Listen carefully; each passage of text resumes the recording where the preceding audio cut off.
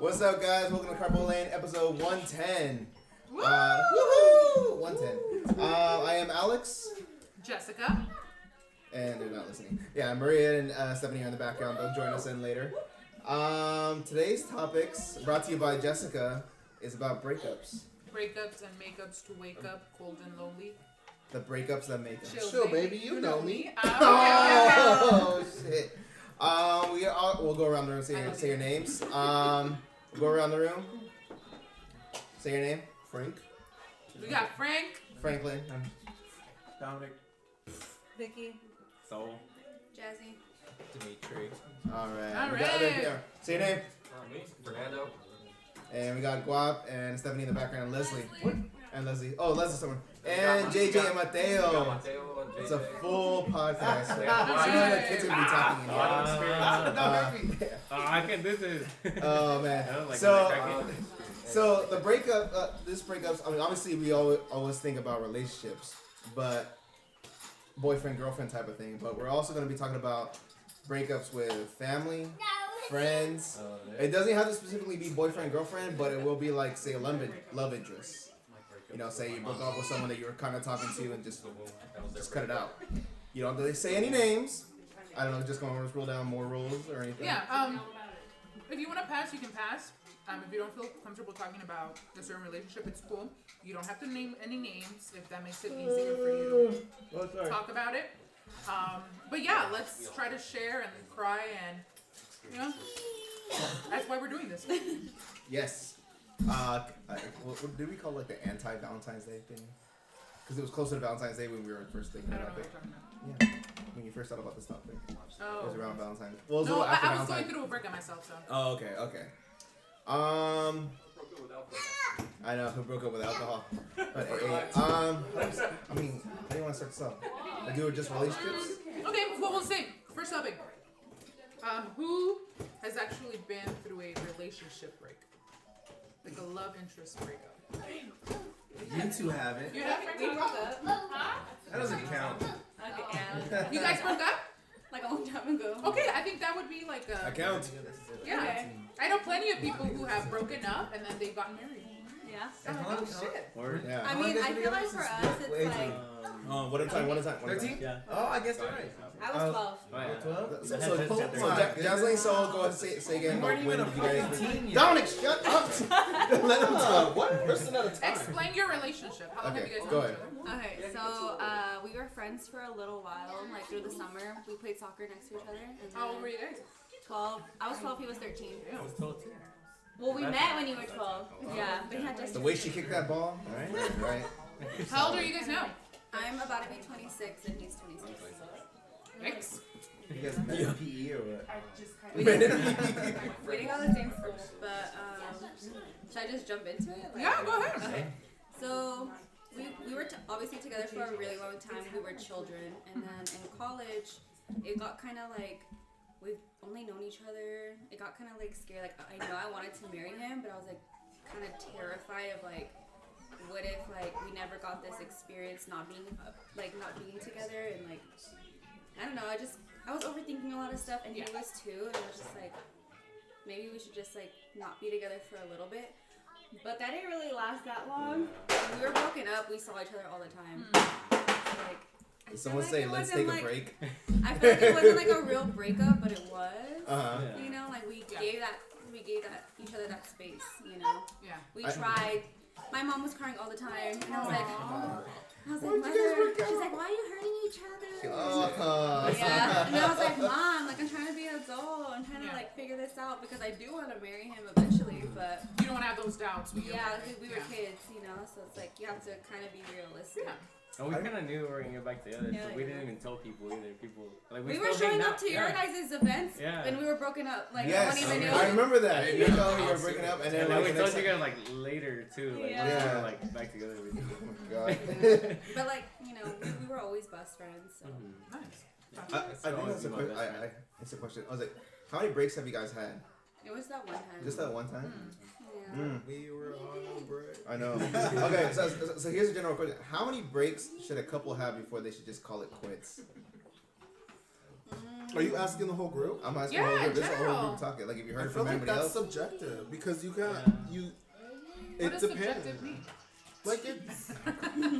Did I say it wrong? No. Did I You choose said the it wrong right. word? No, you're saying it right. No. I I don't really, know. I really don't know what it means.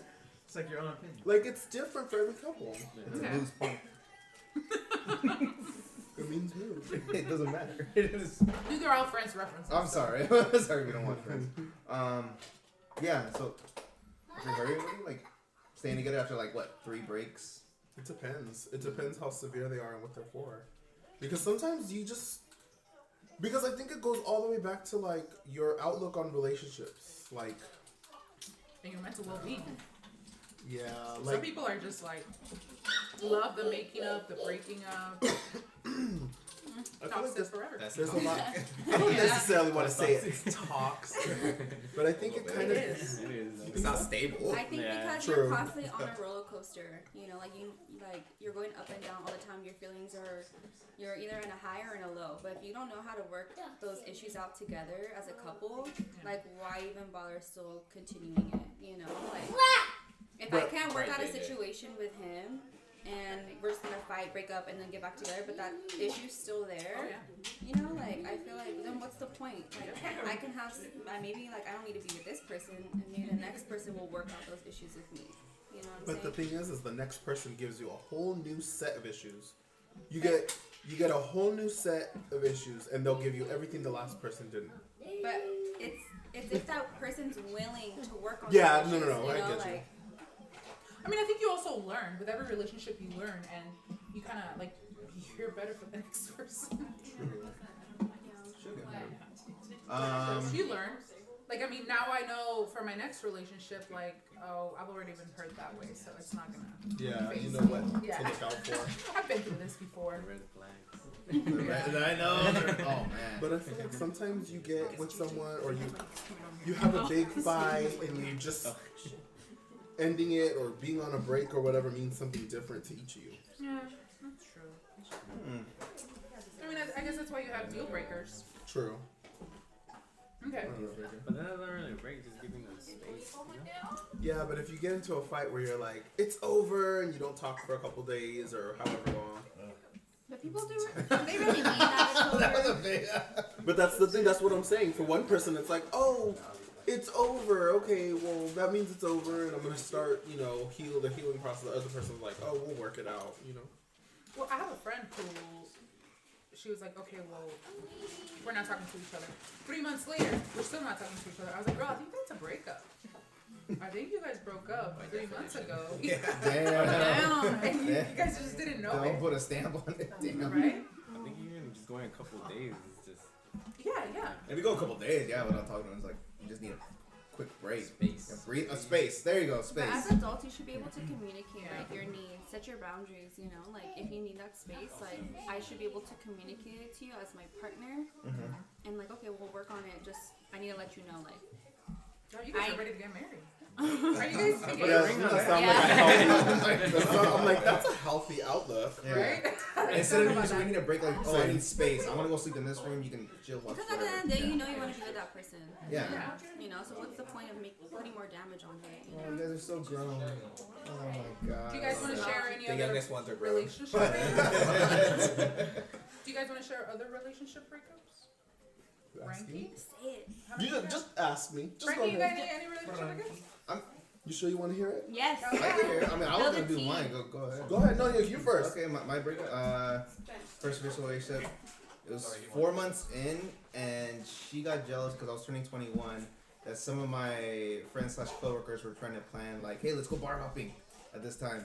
And at the time, she didn't plan anything for me my 21st. So it's like, okay, well, like they've already kind of planned anything. And now I was kind of telling her the message, like, hey, they're planning all this, and she didn't like that. It became a bigger thing. Basically, by the end, on my 21st birthday, there's a picture of me blowing out my candles. It was right then, a little before that, she texted me, "We're broken up. We're done." Oh, sorry. Yeah. But the next day, we ended up getting back together and going out. Yeah. But yeah, it's just like she got mad over that. How old was thing. she? 24. 24. Yeah. She was 24, you were That's 21. annoying when Yes. people get mad Yeah. and they said that we're breaking up. Like, Yeah. Yeah. Like, Over text. Very insecure. And saying the words broken up. Now it's like, I don't want to talk to you right now, or just not respond. Don't use that That's as a the, threat. even not with no response is even worse, but like saying you're broken up, and then I'm about to blow up my candles right there. And that's one of my vivid memories too, because my Aunt Lorraine was alive at the time, and so she was there, so it made me feel special. She was about to. Yeah. You were about to eat that. But yeah, I remember that birthday. yeah. But I mean, we ended up hanging out the next day. It was Halloween. We ended up going to Halloween parties and stuff, and it's just like, oh, okay.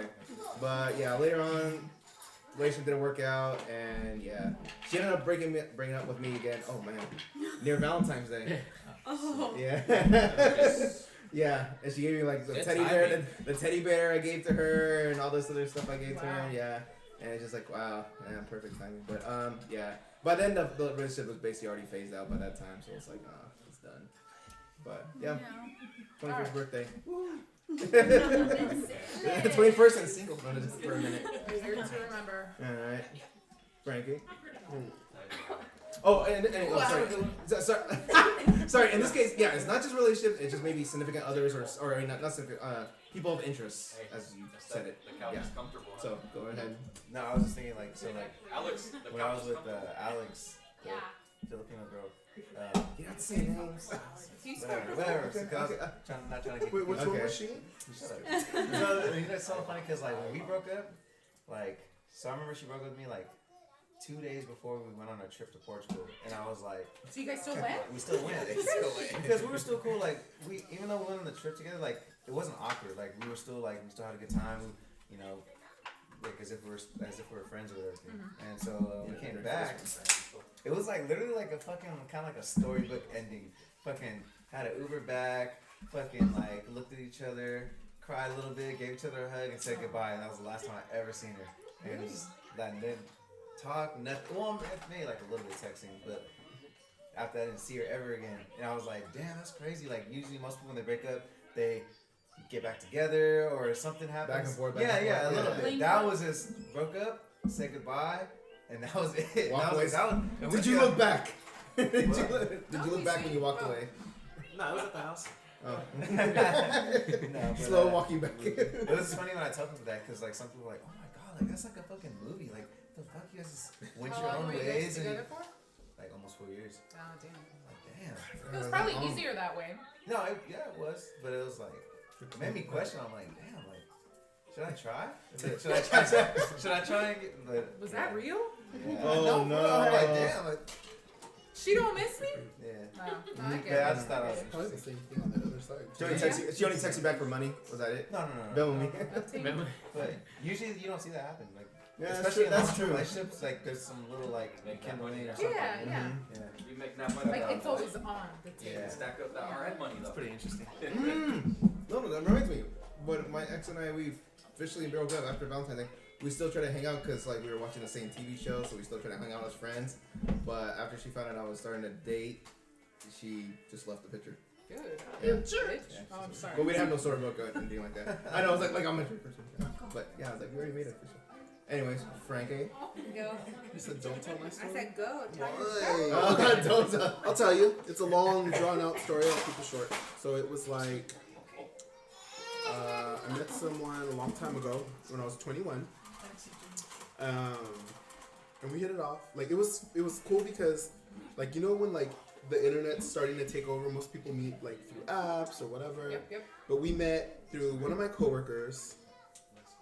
So we met like organically, so it was nice. You don't meet people like that, especially like in the gay scene. You meet online or whatever. So we met. Our first date was really nice. I wanted to take him out and like spoil him, but I didn't have money, so I cooked and took him food, and we hit it off. We had a really good first date, and at first it was really nice.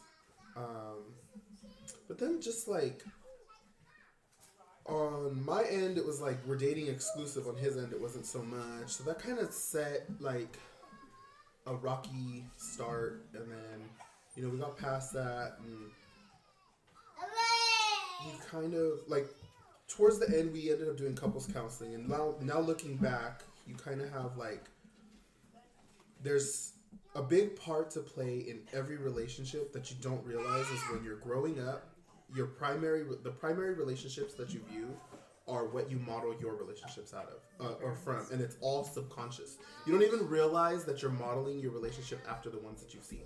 And so some of the relationships that I've seen are my grandparents, and a lot of the times people have this expectation of, oh, you know, if you model your relationship after your grandparents, your expectation is everything just works. Why? Because your grandparents already, they've had kids, they've had the marital struggles, they've had the financial struggles, they've done all that, they've done all the work to get where they're at, to where they just get each other. It's like, you're annoying, but whatever. I put up with you this long, it is what it is. But then, so that's one expectation. Then another one I had was like, it's more like, things aren't going my way, it's over. Things aren't going my way, it's over. That's another thing that I had. And that's kind of what I followed. And it's like, almost like, oh, that's how you get what you need from the person. And then you kind of think, you're supposed to be able to, if someone really wants to be with you, they're going to figure out what it is you want. When in reality, no, they're not going to figure out what you want. You have to tell them. And then going to couples counseling, I basically had to undo everything I learned growing up, and it was hard because it takes a lot of putting your pride aside and, okay, what am I going to do? Look, I want this, and this from you. These are the things. Our couples counselor made us write out lists of what we wanted. I wanted 5 things. I wanted respect. I wanted to be priority. I wanted to be. I think I wanted. God. It was like 5 important key pillars of like a relationship. Whereas like I got like a full piece of binder paper with a front and back of expectations, and I worked on every single one of them. And it was. How long did you guys? Have you guys? We were together for 10 years. Or at the time, probably like 7. Oh, okay. 6 or 7. And so at that time, it was like, hey, you guys gotta live. Like we decided to live together and all that, because it's like, it was rough. It was rough. But once we decided to live together, and it was like the living together part was easy. We could be roommates all day long. Mm-hmm. Like bills were paid, food was made, house was clean. That was the easy part. The hard part was the romance. The prioritization. Like, it's not about me, it's about our relationship. Are you prioritizing, are you making time for us? Are you doing anything for us? What's going on with us? You know, like, a good prime example. He made money and I was kind of, you know, just coasting through, acting like a teenager. Yeah, kind of acting like a teenager. And his thing was like, he wouldn't plan. I'd say, oh, we should go here, we should do this. I wouldn't suggest something unless I had the money for it. So if I said, for instance, let's go to New York.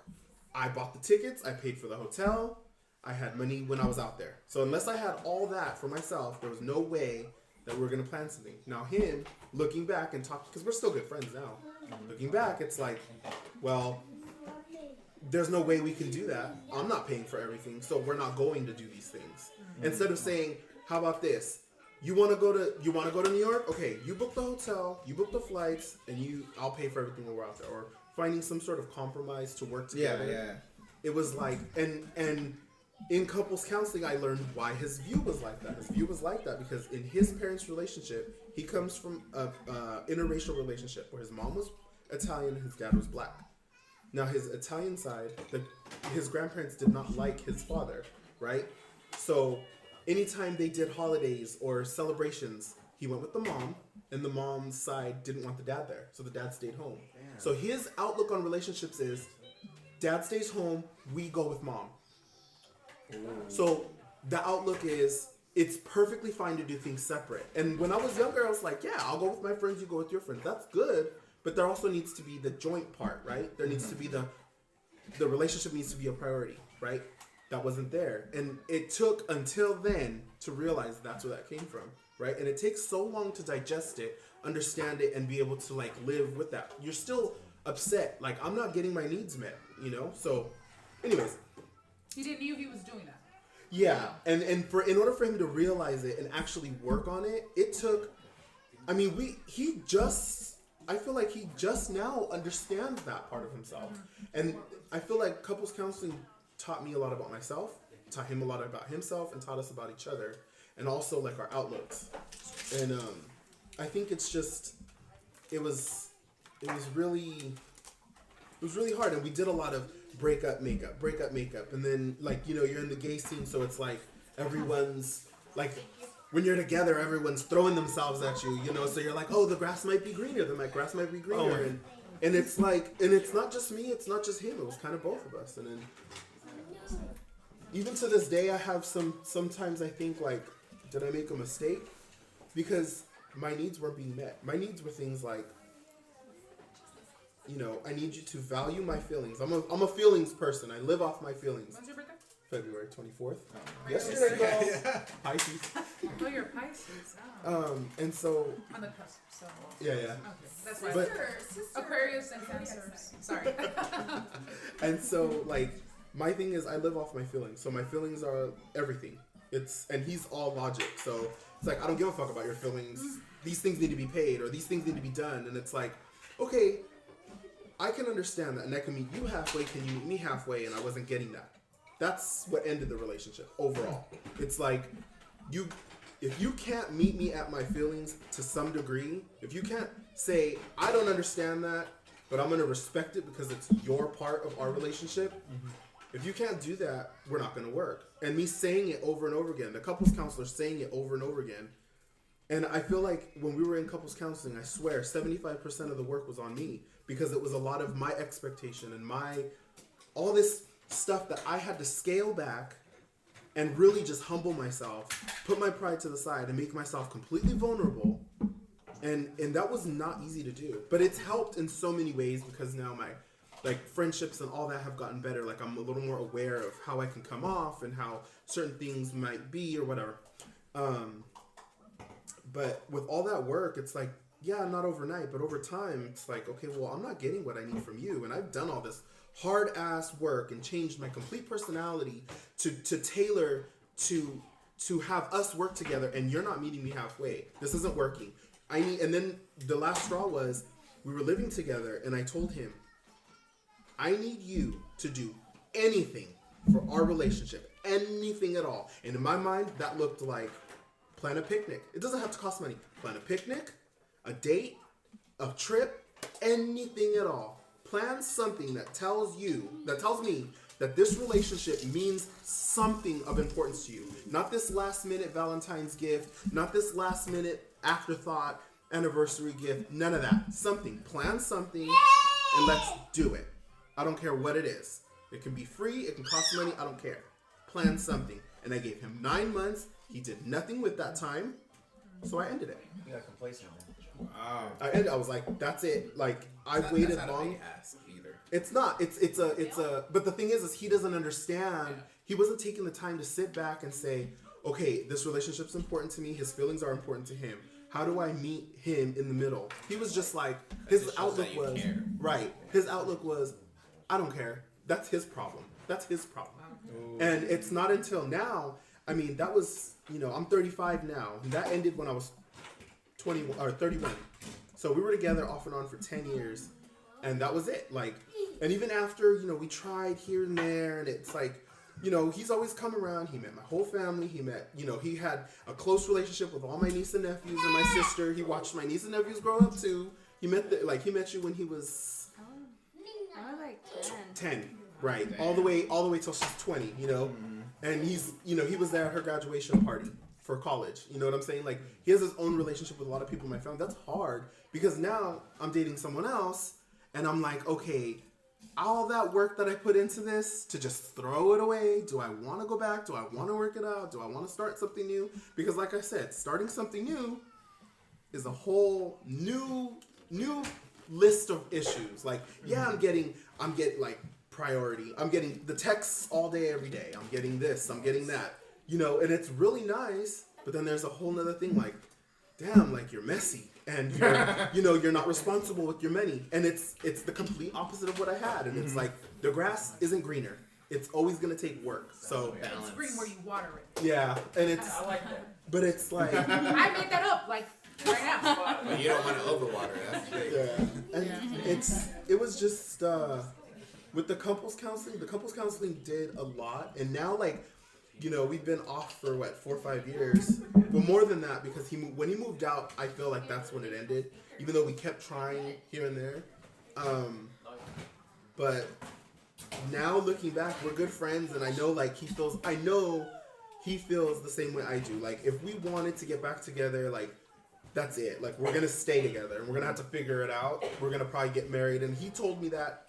But I just don't know if I can go back to putting myself in the back seat all over again. Because being single, I put myself first. All that energy I put into him, I put into myself, and it was just the best feeling ever. And it's like, I felt healthy, mental clarity, and I felt like I was getting somewhere, and I excelled in life in some ways, and I don't know if I can ever take a back seat again, because it's just not a good feeling, and especially if it makes you feel like you're not worth much when someone can do that. And so, now looking back, it's like, oh, I know the mistakes I made, yeah, but it's human nature. If we were to get back together, those same issues are going to arise. What are we going to do about them? And I don't think much is going to change. So has he changed? He's grown. Oh, okay. I think the biggest... So that was what ended us... That was what stopped us from living together. But what stopped me from trying to work it out, a big thing for me from day one was, I want to buy a house. I want to save money and buy a house. I'm like, what if we do this? What if we do that? If you and I put in a savings account that neither one of us can touch without the other one's consent, if we each put $250 a paycheck, we'll have $1,000 every month. I was like, in 2 years, we'll have $24,000 down payment on a house. I was like, in 2 years, we could have a house. Your name and my name on it. I was like, if we break up, we can split it right down the middle, go to the bank together, sign it, and just split our money and cut our ties. I was like, and he wouldn't hear a word of it. He just didn't care what I had to say. And it's because at the time I was very irresponsible with money. I had now looking back, I see why he didn't take those things serious. But on that same note, it's like, if I'm also thinking of a backdoor plan where it doesn't work out, you still get what you put in, or it's gonna benefit us both in the long run, and I'm thinking of the future, and your response is to just shut down and shut me out, that's not you working towards our future either. Dang. And so because that was my goal from the beginning, once he hung out with the college friend, this is another thing too that I learned in couples counseling with him, is he didn't take his dad's word serious because his dad was irresponsible with money. So he always took his mom's side very serious. So with that, his outlook on men is, you can't take them at face value. You can take a woman at face value, but you can't take a man at face value.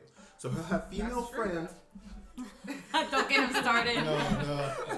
Don't get him started. A whole other day. Like, his own natural outlook was, if you were to tell me, hey, it's raining outside, be careful, you might slip, it gets slippery out there, I'm gonna be like, oh, okay, I'll be extra careful. But if he were to tell me that, I'd be like, he don't know what the fuck he's talking about. You know what I'm saying? That's exactly how he was. If I said it, if any guy said it, he would just be like, whatever. But if a female said the same exact thing, it was gospel. So that was his outlook. That was his outlook. And I didn't realize, I always took it personal. I took everything personal. So I was like, oh, he had this friend who was the same sign as me, and she's like, yeah, we're getting older, we should start investing in whatever. He comes back, yeah, I was thinking I need to save money and start investing in a property. And so that's what you suggested to. And I was like, he's regurgitating word for word what I already said, but that he just his didn't friend, want to do it with you. That his friend said. And so all this, it's like, okay, and then like with our couples counselor, it got kind of rocky towards the end, because then she wanted to know our financial business, and we weren't comfortable talking about that. And but then he ended up buying a house. So when he lived with me, I told him, pay your student loans off, right? I was living in my mom's house or my mom's apartment. It was on Section 8, so I was able to pay the reduced rent by myself. Unemployment, whatever job I had, I was making sure it was paid. I told him, you buy groceries, and he provided the food, and I want you to just pay off your student loans. He had $65,000 worth of student loans. And I saw that as, when we get married, that's going to be my debt. The sooner you pay that off, the better for our future. That was my outlook. So that whole time we were living together for 2 years, that's what he did. He paid off his student loans. So when he went to go buy a house after we broke up, he had already saved, and his credit was good, and his student loans were paid off. So you helped. So he was propelled to a point where he could do it on his own. And here I was like, oh, my feelings are so hurt because you did this without me. And it wasn't about, and then I went through these episodes of like, oh, it's because I'm hurt because he did it without me. I'm hurt because I feel used. I'm hurt because of this. I'm hurt because of that. But him buying a house isn't what bothered me. What bothered me the most is he didn't, knowing how much that meant to me, he didn't have me join him in the process.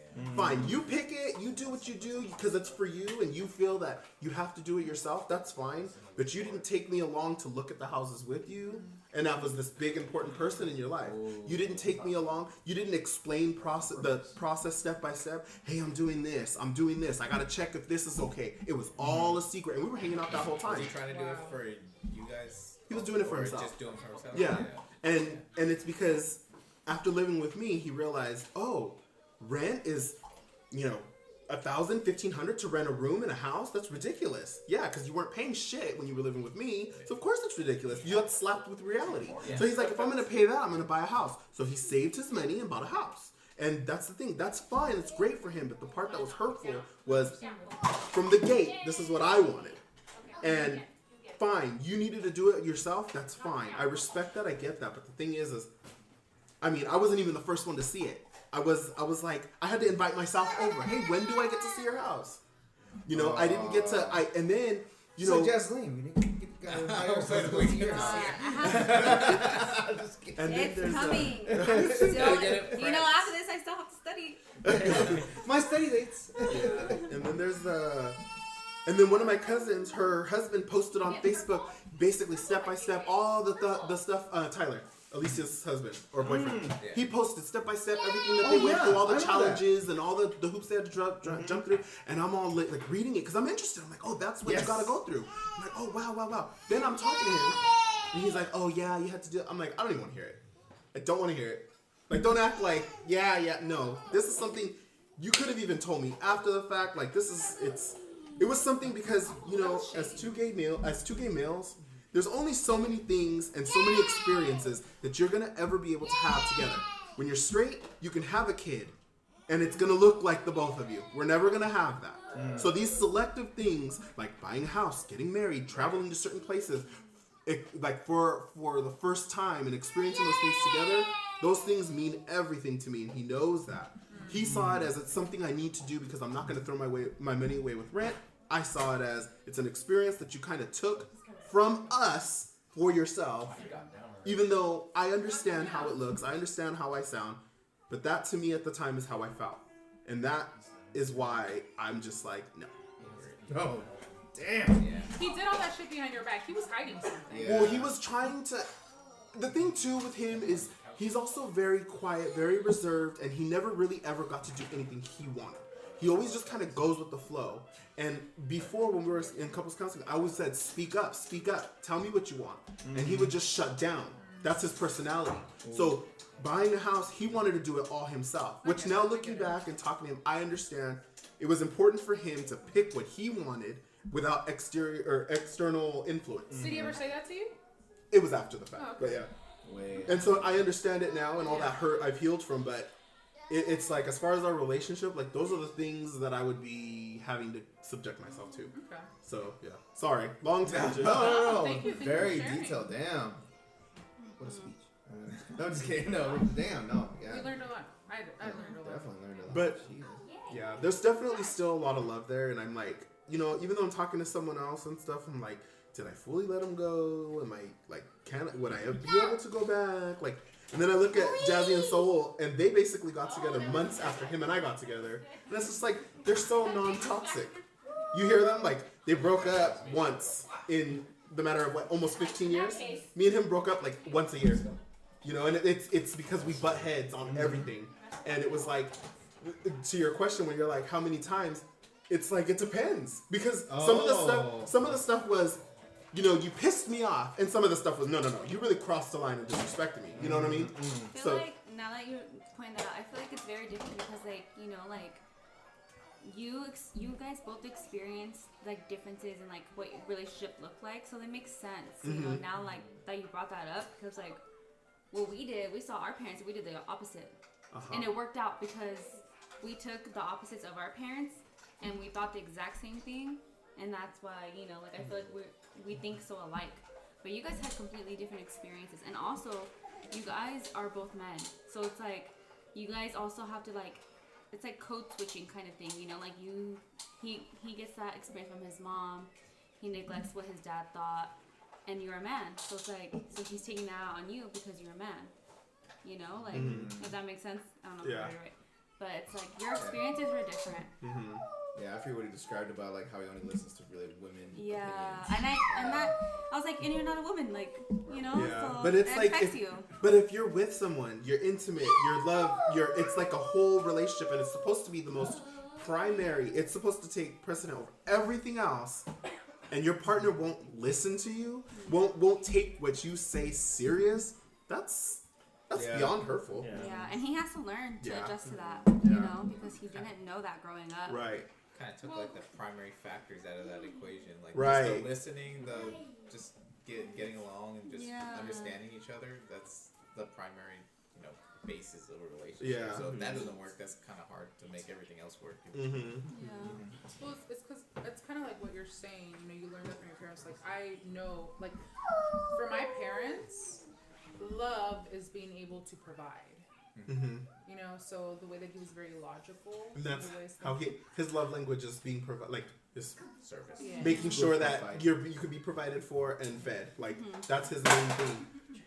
like We're- when. Go ahead. Sorry, I was just gonna say. Whereas mine is more time and attention. Yeah. It's nothing material. Time and attention. That's it. Like Yeah, I remember when we were like we lost our house and stuff like that, and I just remember looking at my dad and he was so hurt by it. But I'm like, yeah, but we still have each other. But then I had to go back and remember this is what he learned from my grandpa and his grandpa is like just being able to care for them. So it was like his manhood had been really hurt. Ooh. So I totally get it. Yeah, you learn from them. I also every relationship in my head is chaotic because that's what I know. Yeah. So it's I really gotta choose and pick wisely. Going into that, I mean, is anyone going before we got out of relationships a little bit? Any love interests that you've had, well, obviously interest in, that you broke it off with them for a certain reason?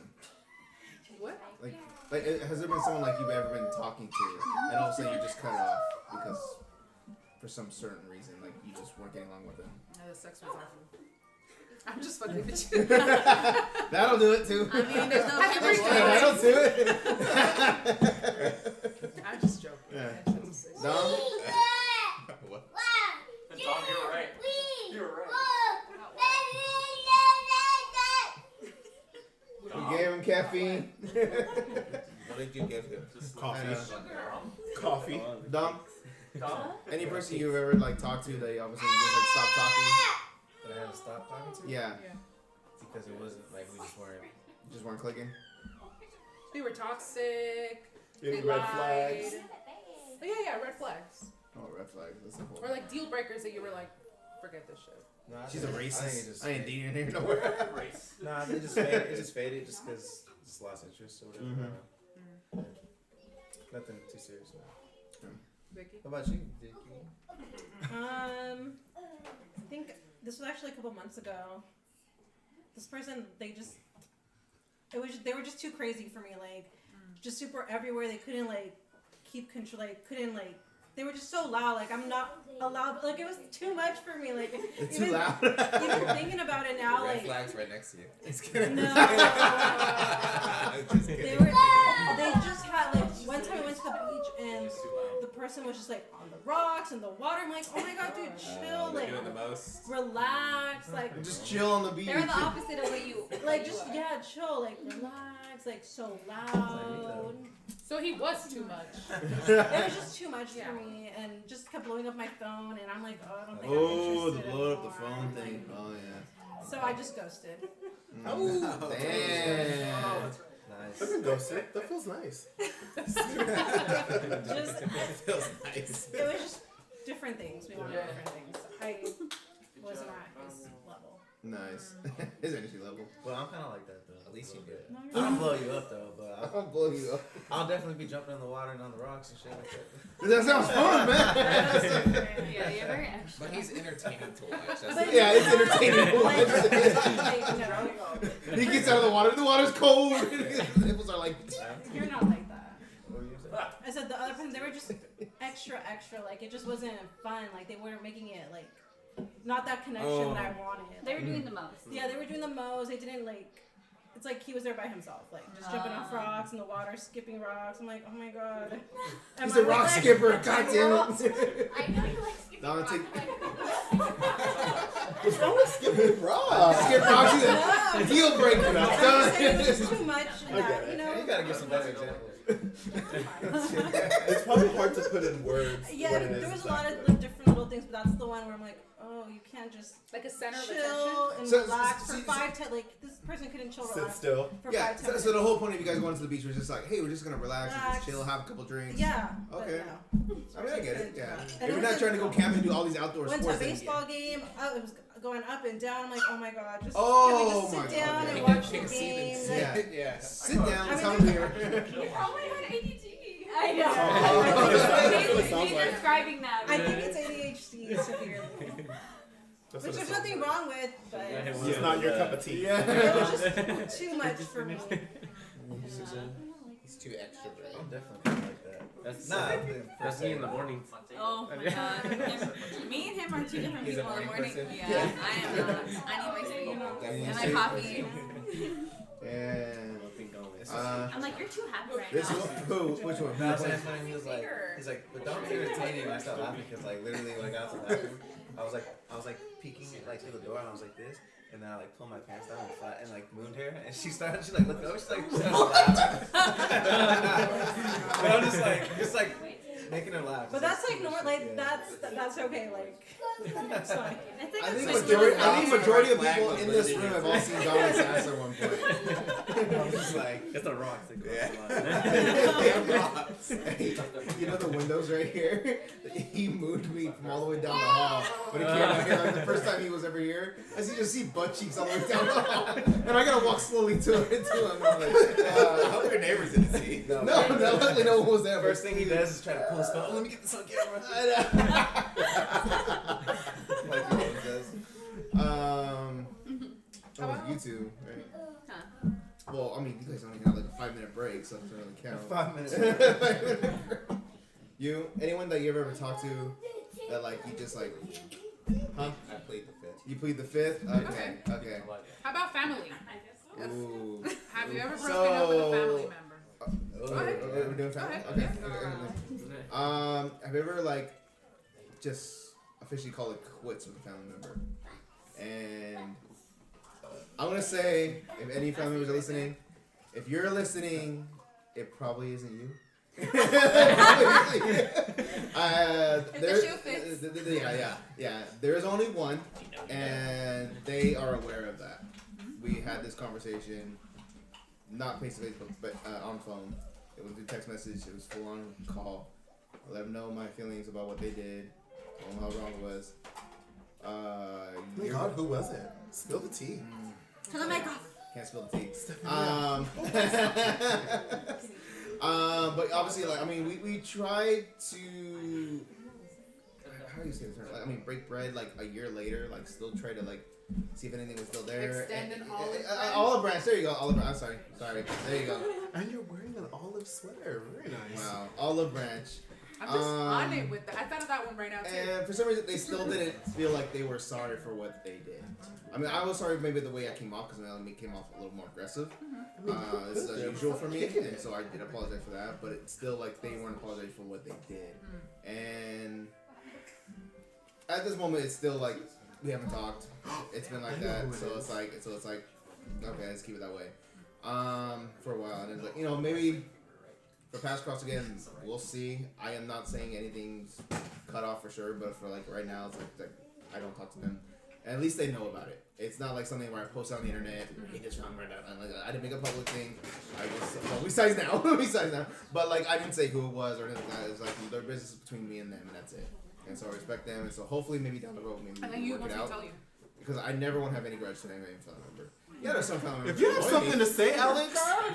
I mean, I might have a second person compared to this. I might have number 2 right now. He's all, I brought you here This to let you know. Actually, we're breaking up as friends. No, no, but yeah, like the opportunity ever comes up and we do have another talk face to face, and it's like, okay, that's great. But we'll see. Right now, yeah. At least I know like we've had that talk. Yeah. It's not something like that's one of the things like yeah like I maybe like well I was gonna say I'm young, I'm 35, fuck that shit. But like I have no regrets in life, like I always like go out, like hey, I gave it a shot. That's the best way to say it. Which doesn't you have. We all hold the same sense. Well, not No, you explain it. family per se. How do I? Oh, I know.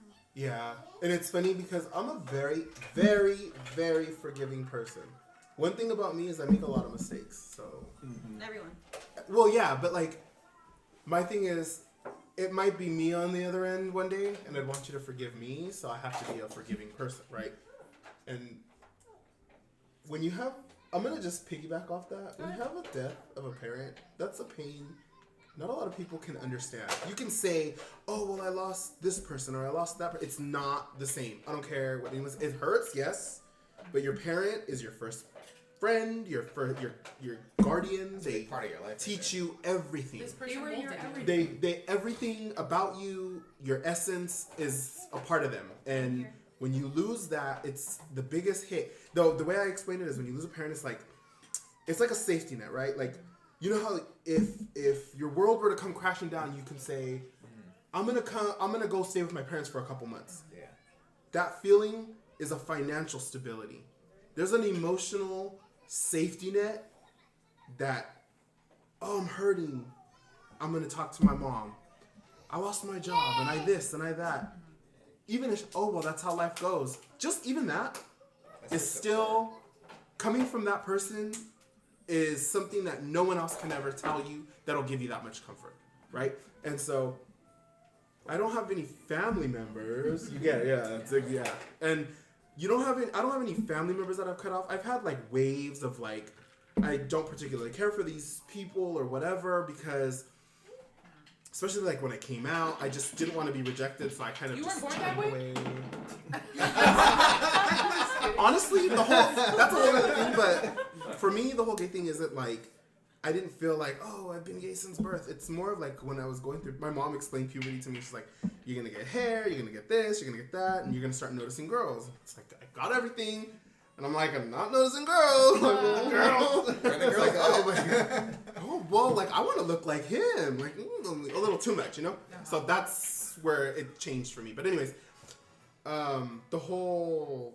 Like, so I kind of like pushed myself out to kind of avoid any rejection because it's like, it's something you're going to just have to deal with. So, but anyways, when I had a best friend, we met when I was 18 and he was just so cool, just the coolest guy. We'd go places, everywhere we went, people were like all eyes on us, like drinks and I don't know, just good time. That whole era of my life was just fun and just so good. And then like my mom started getting really sick a year before she died and he just like cut me off. He had cut me off twice before, but he never really mentioned why, right? We just kind of stopped talking and then we started talking.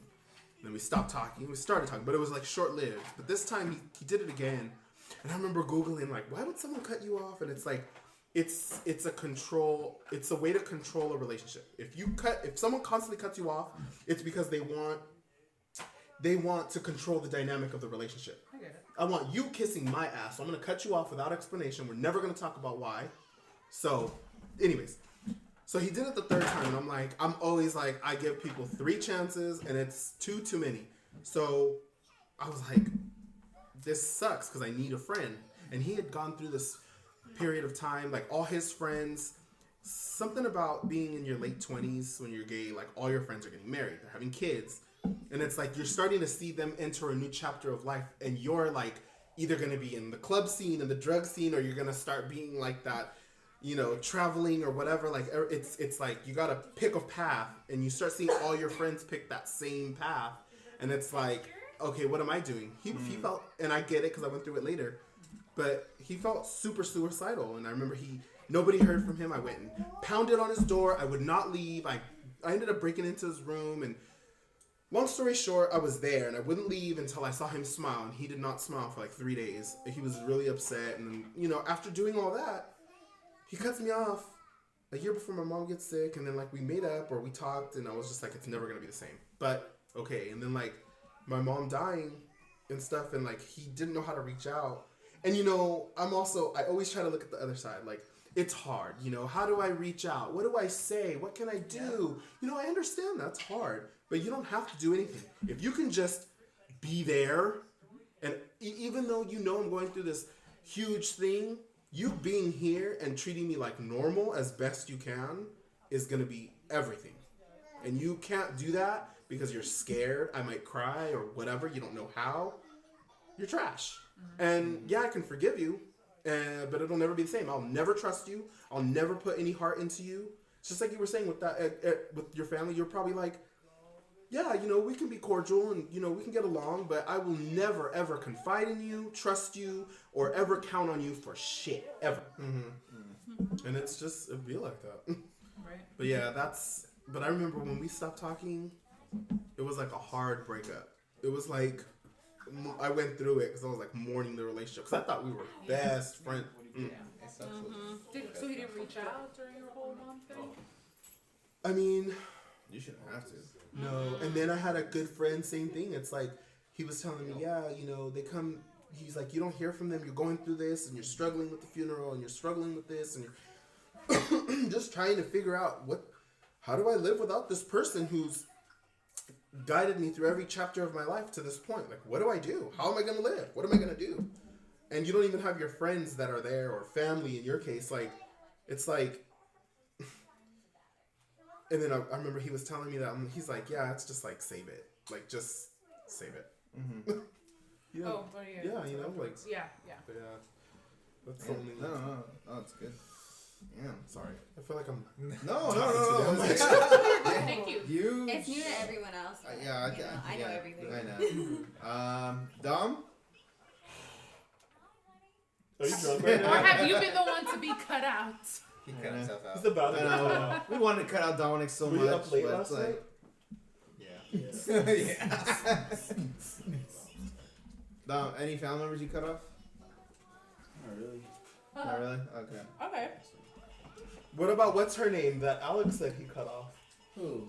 What was her name? I think Dominic's in the same boat as me. Oh, yeah. It's the same person. Yeah. So, Oh, yeah. Yeah, so Is it a him or a her? it's a mutual agreement. No, it's Swing and a miss. Are you pleading the fifth? pleading the fifth. Vicky? Pleading to sleep. Okay. Pass. Gonna pass. Saul, Jazzy? She cut Leslie off. You are. Oh, Saul. There was a telling time. stories. I can't tell all your stories. I'm not good at telling stories. Let's hear it. Let's hear it. Well, Well, I'm I'm talking about sorry, before we go. This Leslie, one I'm sorry. had a Leslie or Fernando? Any? I'm good. Okay. Bless you. Plead the fifth. Family work or Jazzy, Saul? You can talk. I guess I cut off my second oldest brother. But not really. It's kind of like you. I did leave, like, the door is still open. If he ever does, like, decide to come back, Is or, it your like, brother? Yeah, second oldest brother. I guess to go back, like, it started when him did, like, When he got with his wife. yeah, basically when he got his But- wife, but it was even before that too, like his first baby mama, I'd say. Oh yeah. Like, he Good old always- influence? so like, He took advantage of his parents. yeah, he basically would take advantage of my parents a lot, would like live rent free, move in his girlfriend, and everything, right? He wouldn't pay rent, he wouldn't like basically help them in any way. When we lost our house, he was like, oh, I'm not helping you guys, I'm gonna just move out, get my own place, get my baby mom at the time. Then they ended up breaking up before they lost the house. And then so he moved with us to the new place, and he still wasn't paying rent. And then once he got like with his new, his current wife basically, the whole thing basically started again. Where like my mom is kind of like old school in a way. No, she's toxic. Yeah, Mom's she is. toxic. She is pretty toxic. Like where she does her little Trauma. comments like here and there that Get go the- towards like our spouses basically. Middle one. Question: is she Mexican? Yeah. Is she like old school Mexican? Yeah. Yeah. Oh, okay. Yeah. So Hey, you oh, know, Jesus. right? So you know, yeah. So like, so like, Are you gonna get ready to go out? I am ready. Okay, keep ¿No te vas going. a poner maquillaje?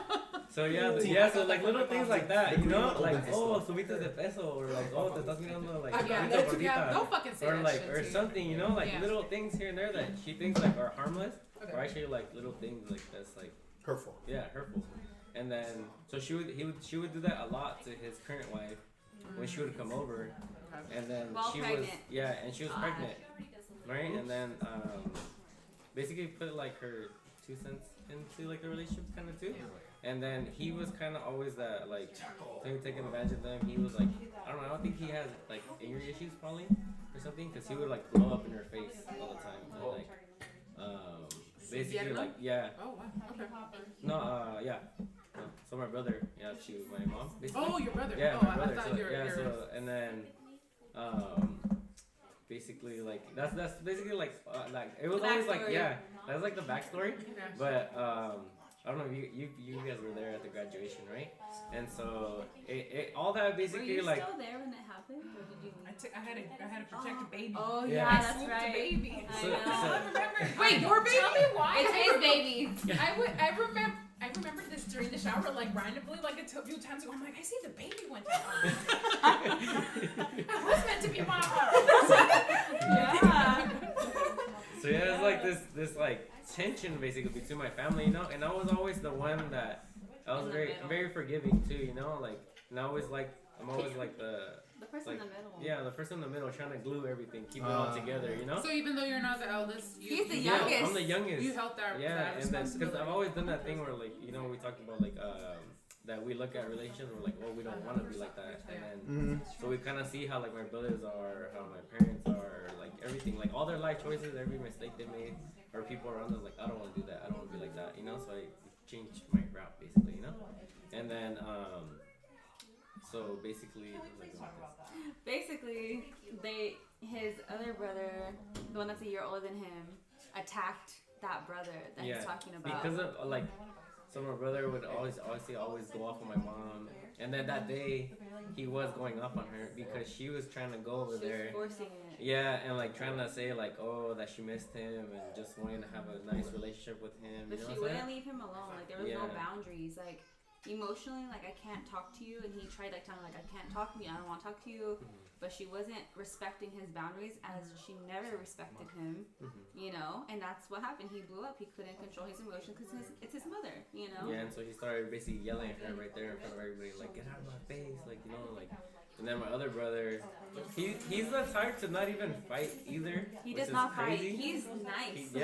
He's nice. He like he keeps to himself, you know. And then that day, I don't know, he just like. He went so fast out of nowhere, like in like less than a second. I mean, I don't know if you want to get into it, but it was a party. It was our party. Yeah, you were Okay, there. I think. Yeah. So. What party? It was our graduation party. Oh, I was gonna say like our engagement or something. Oh no. Oh god. Yeah.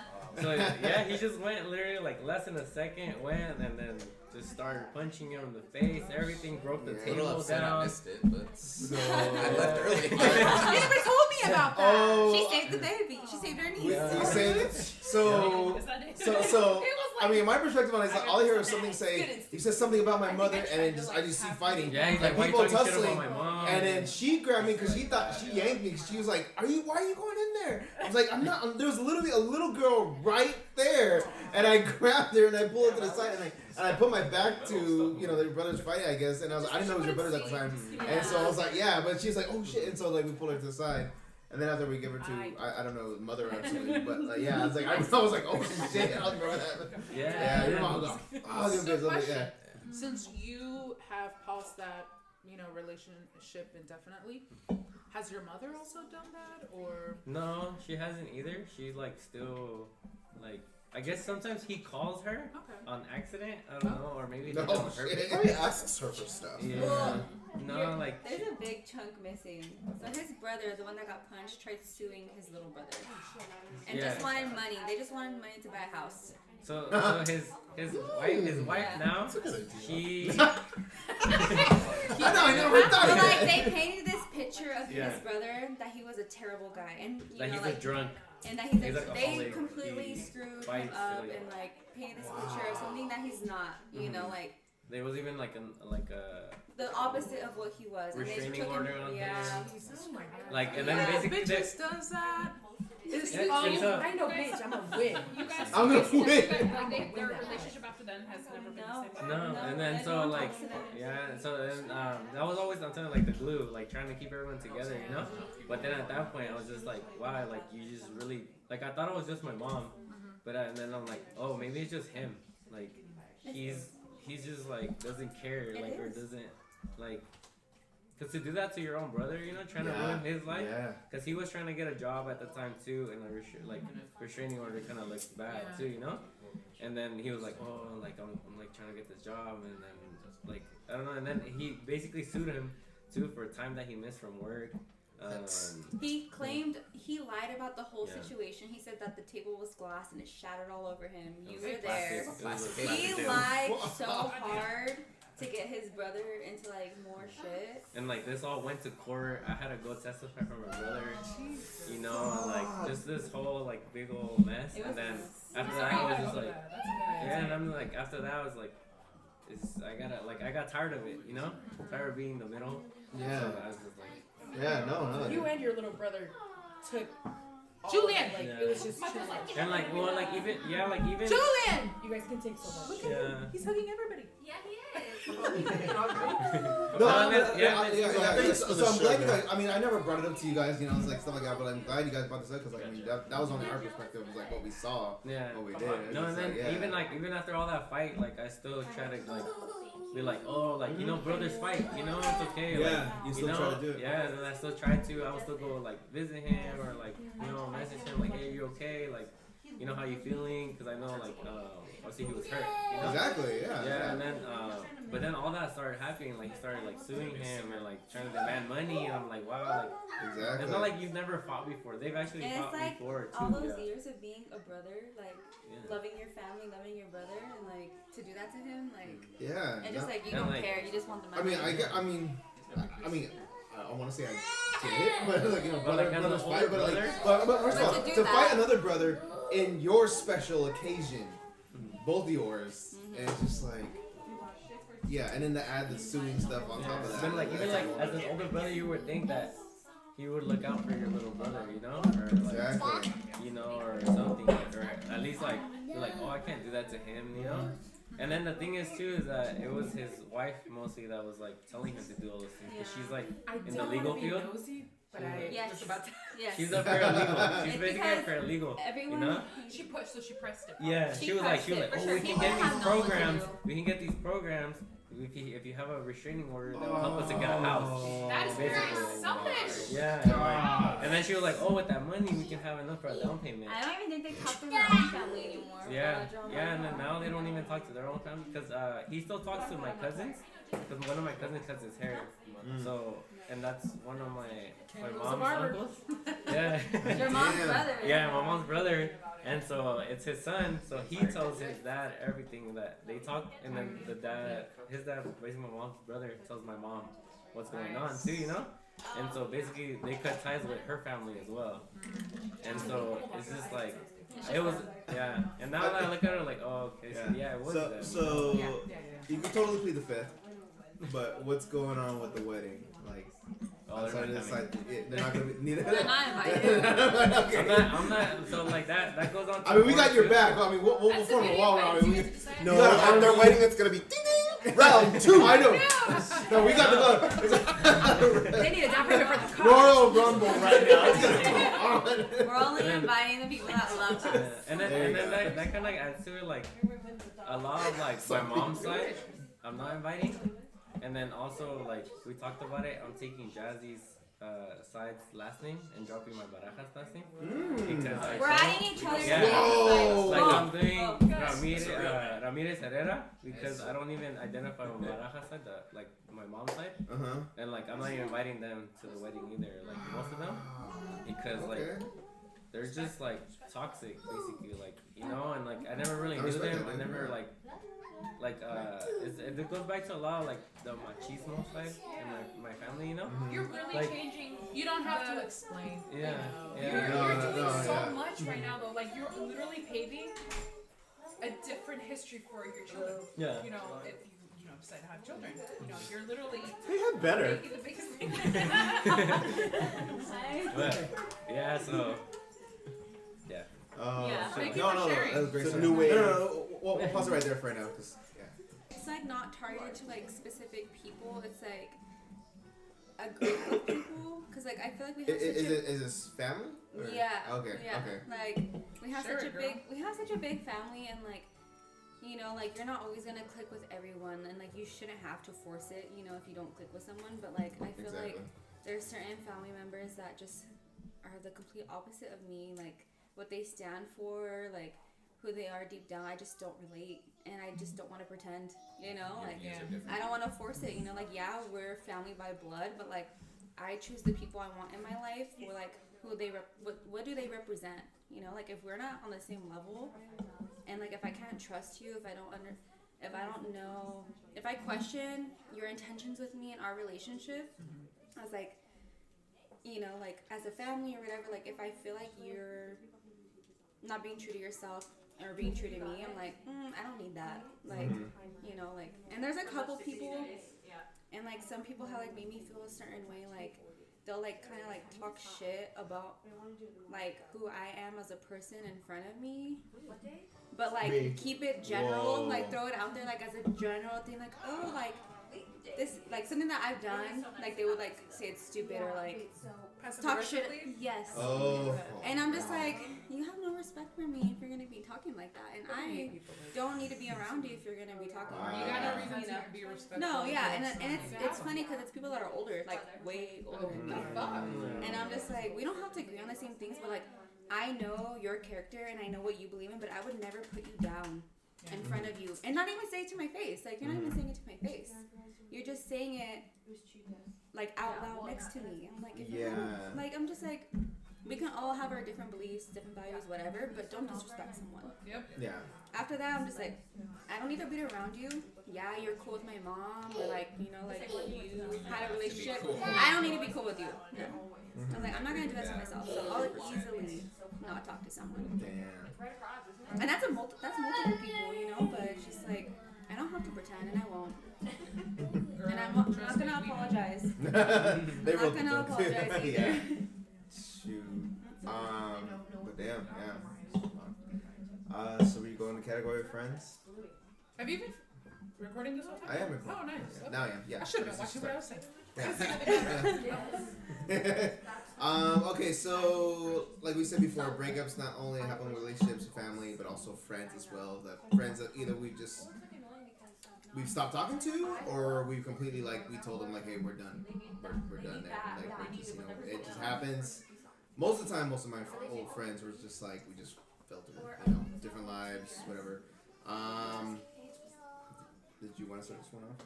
No, you had one. I could. Okay. I'll switch it up though. Okay. A little bit. Little twist. A little twist to it, because the more I started hearing about your situation and your friend, I feel like I was the person that was cut off.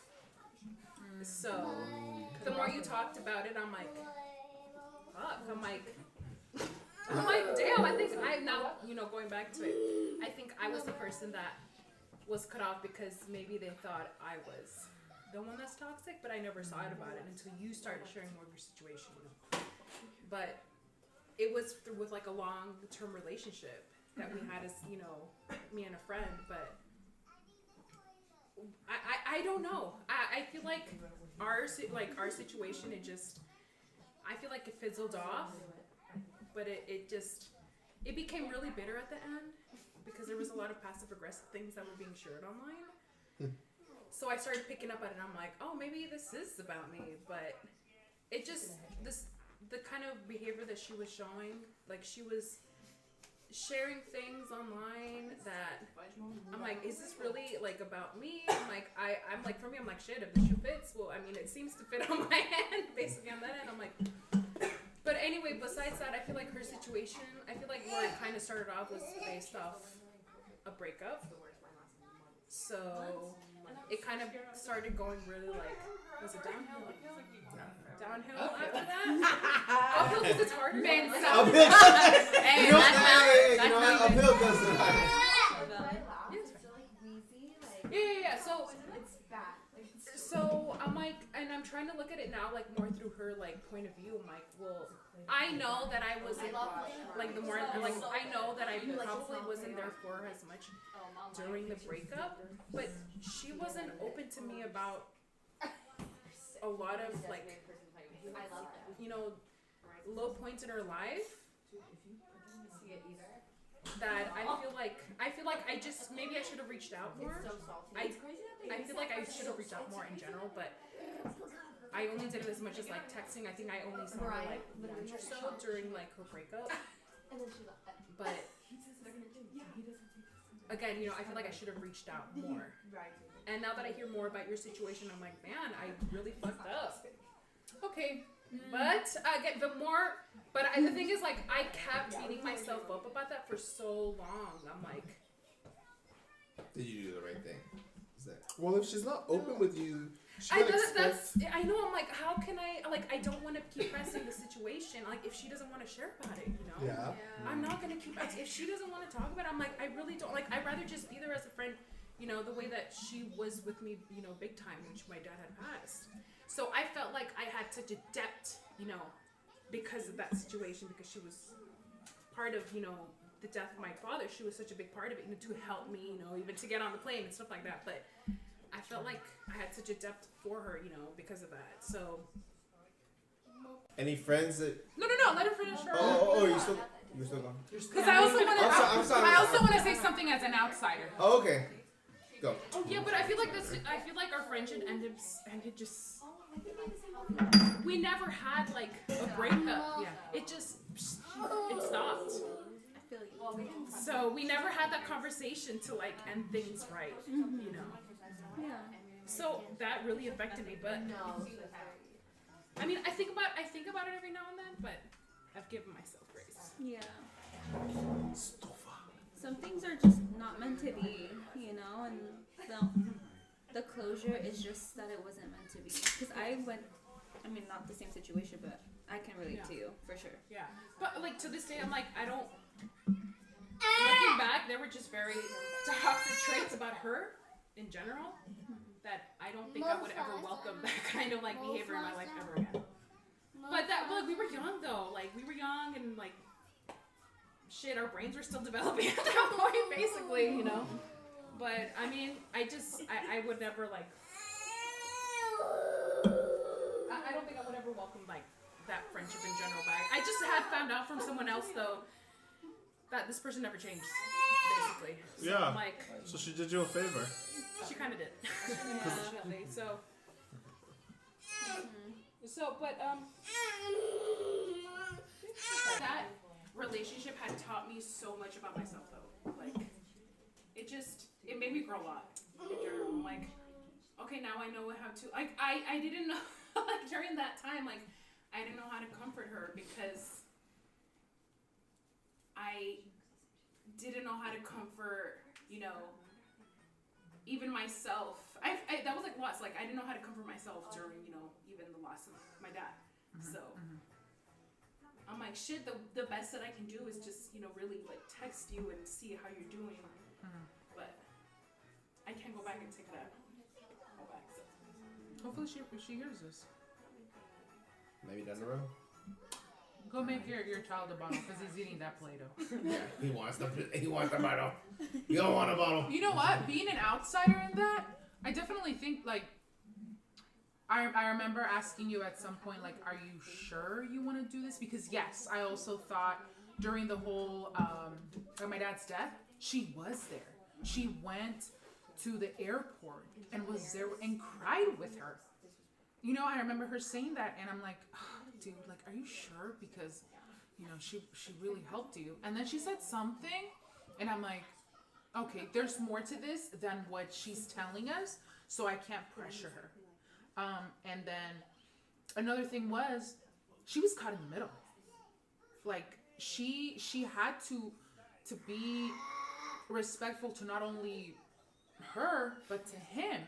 So I can understand why maybe she wasn't saying anything, because maybe she thought whatever I say to her might get back to him.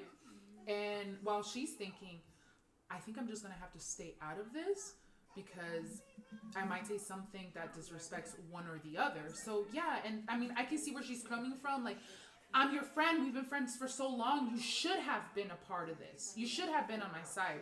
But then I'm like, bro, this other person, is also important. So I can totally see you like trying to just be Switzerland. Switzerland is the one. Switzerland. Yeah, Switzerland. And I, if we were to ever have had that like closure, which I wish we did, but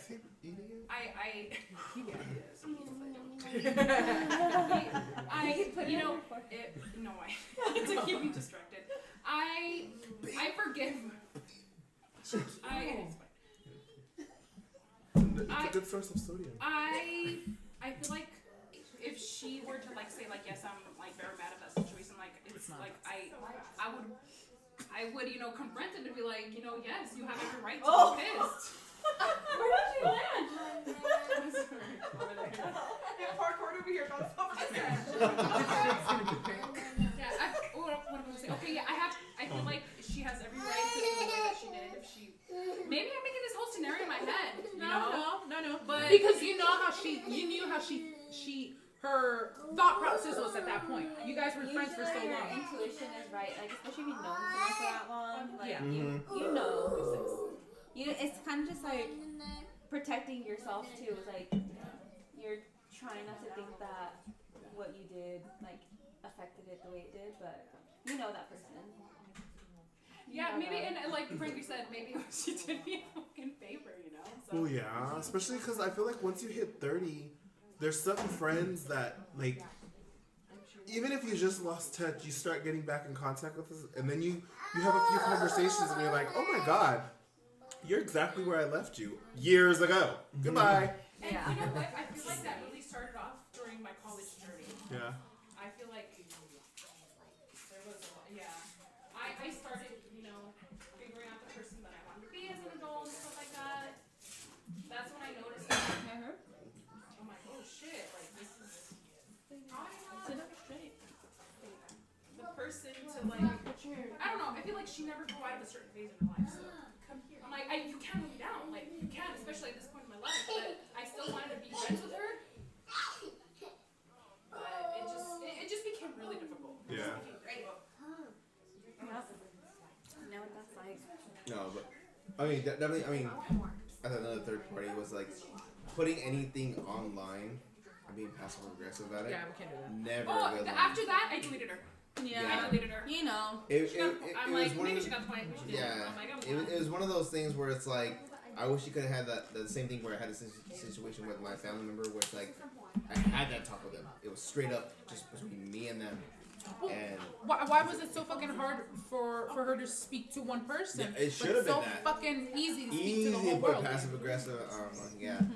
That's where it gets difficult. Yeah. That you just make because it involves everybody. It's You made out things there. worse. Yeah. And people know who you're It's talking about. toxic as fuck. Yeah. That's why I'm kind of Yeah. hesitant whether I want Alex to just cut my whole story earlier today. Because I mean, Mexicans are like that. Yeah, but is it known your situation? Kinda. Anyways, this isn't about me. This But is you about didn't say anything bad though. You didn't spoke say your it. truth. I know. You didn't say anything like angry to. Yeah. Yeah. You Yeah. just said Kinda where you're wishing- at. That's Yeah. it. where you're And if at. people have a problem with that, that's their own issues. They gotta Yeah. work out. But it basically, for ending, I feel like again, it just. Yeah. I've been able to. I think about it every now and then, but I'm able to forgive myself. I've grown so much to know that I need better in my life as a friend, as a woman, but like as an adult, as a mom. Like this is not the energy I need in my life. So, this is her. Call it quits. Was it? Oh, babe. Swish. Which way you want to go? Whatever. Yeah, I've had a couple breakups. The first one was when I was younger. I think it was something. We talking high school? Or? No, this was like college years. College. Okay. There was some kind of like something that happened between my friend and I, and she felt some type of way about it, and it just kind of kept escalating. And then I would see, like, she would say something sometimes that would just kind of annoy me or would be kind of disrespectful. And I started seeing her treating me like she did like her sisters and stuff, and I'm like, yo, like, you just call me stupid or something like that, and I was kind of like, what's that about? And then eventually, she just kept like, she kept saying it, and she kept pushing it, like, and I'm not the type of person to argue. I don't like to like, let's talk about it, what's going on, can we speak face to face, because I don't like to text either. I don't know how you're trying to come across. Are you trying to be civil, or are you really trying to come at me some type of way? So I didn't want to do it like this, because I couldn't think, for me, if there's an argument, it's because it's over or something like that. And so I didn't want that to happen, but eventually we just stopped talking, and I thought that was it. And so my other friends and I would go out, and I would find myself drinking a lot. And this is someone who was my best friend, one of my really good best friends. And I would find myself out drinking, and then I would say something about her, or I would mention her. And so I started to realize, oh yeah, it's because it still hurts. And I think one time I even kind of started crying, and even though I'm fucked up, I can still think. Yeah. Or I think maybe we all think that. No, we do. Right? We yeah, do. And so I'm like, bitch, you are drunk. But I'm hearing myself, and I'm like, no, yeah, I really do feel like this. And I remember thinking, fuck, it's like and I remember thinking at that point, it's like I just fucking had a breakup with a guy or something, because like, I haven't even cried over a guy like this, but I'm crying over this breakup with my friend, such a close friend. And I remember that hurt. It hurt a lot, and it wasn't until, damn, that must have been like a year and a half, maybe 2 years. But she came around. She made the first move, and she came around. And since then, we haven't had an argument or a fight or anything like that. But her coming, like, saying the first extending the olive branch. I was like, oh man, I'm glad that she did it. And you know what? I'm glad that she was the bigger person, because I don't know if I would have said something. Not because I was mad, but you know, yeah, no, not even her, but it was more like, maybe she doesn't want to be my friend anymore. Maybe I shouldn't reach out. I was more afraid of, like, is she gonna take me back, or is she gonna like say fuck you? And I was afraid of her saying that to me, because I couldn't do that twice. But yeah, we're together again. I never thought that would happen, but I love her, and so I'm really happy about that. The second one, that was like a clean cut. I mean, like a clean break. It was like I could see things escalating. Like she is kind of passive aggressive. She was very passive aggressive. She was also like I don't know. I felt like she. And someone else told me this about her, like she's always the victim. She has to be the victim. She can never be the one that's targeting. So somehow she would turn it into her being a victim. And so I can't even show that much, but we were doing something, and she decided, no. I'm just kidding. We were like, and the thing is, my friend, the first one that I was speaking about, was there. It was like the three of us were doing something, and she decided to excuse herself, but it wasn't like, hey, I'm mad or something like that. She just decided like, oh, I'm going to go ahead and trade, and so is going to come over. And then I turn around, and she's over there doing nothing. And when I look over at her, I'm like, what's going on here? Why doesn't she want to come over and be with us? And so I told the person that she had traded with, I'm like, you know what? That's okay. Scan my little thing. I mean, I think you guys know, like, I'm like, scan my little thing and say that we finished our session or whatever, and let's call it quits. You know, I was like, let's just scan it. And he was like, come on, dude, don't be sassy like that. I was like, what the fuck? No one's being sassy, and we don't talk like that to each other. I was like, this isn't gonna work out. I don't feel comfortable with you taking over this session. So I'm like, that's okay, just scan it, we'll be on our way. So we left, and after that we never spoke again. And this is someone who also we were really close to each other. We would go out all the time. So now, like, after that, I'm like, no, I'm not gonna say anything. I know all her family, so I don't want to be disrespectful. It sucks that we no longer talk to each other, because we laugh at the same things, we love the same music, but I'm like, man, if you can't share with me what's going on, if I did something wrong, come on, dude, like we can speak to each other. But I just said that's it. Let's just. I'm not gonna talk about it. There's nothing to talk about. I don't think I'm doing much in your life, and I don't think you're doing much in my life. So we're grown ups, and so At that point, yeah, we went our separate ways, and that sucked. But where the fuck is the dude that takes care of the computer? Right? Anyways, Right. who else? I have one. Oh, okay. I'm just kidding. No, it really hurt me because she's been I've known her since grade school. We didn't officially get we didn't become really close until senior year into kind of college years. But no, yeah, we got really close. We would always hang out. I told her everything, if not most things.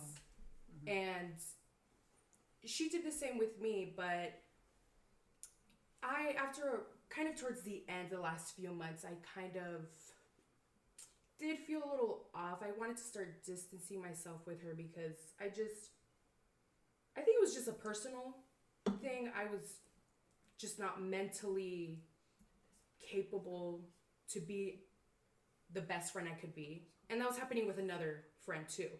So I kind of just distanced myself, and we didn't talk for like a cool month, but then after a while we were just like, oh yeah, everything was like the same. But then I don't know what it is. I think maybe she might have felt it too, and we just kind of got into this big argument, and then I kind of was like, you know what? I texted her. I was like, you know what? I popped off. I'm sorry. Like, that was my fault. Whatever. And then she didn't text me, and around the same time, she had tweeted something that said, I don't need anybody's sympathy. And I got pissed again, and I'm like, you know what? I'm going to take everything back. Fuck you. And I mean, I didn't say that, but I was just kind of like, you know what? Never mind. And we just didn't talk. I remember the whole year. It was literally a whole year. I was like, I miss my best friend so bad. Oh, it hurt. And I didn't have many friends. I only had really like 2 close friends, and like whatever. But she was like my best friend. But what about the gays?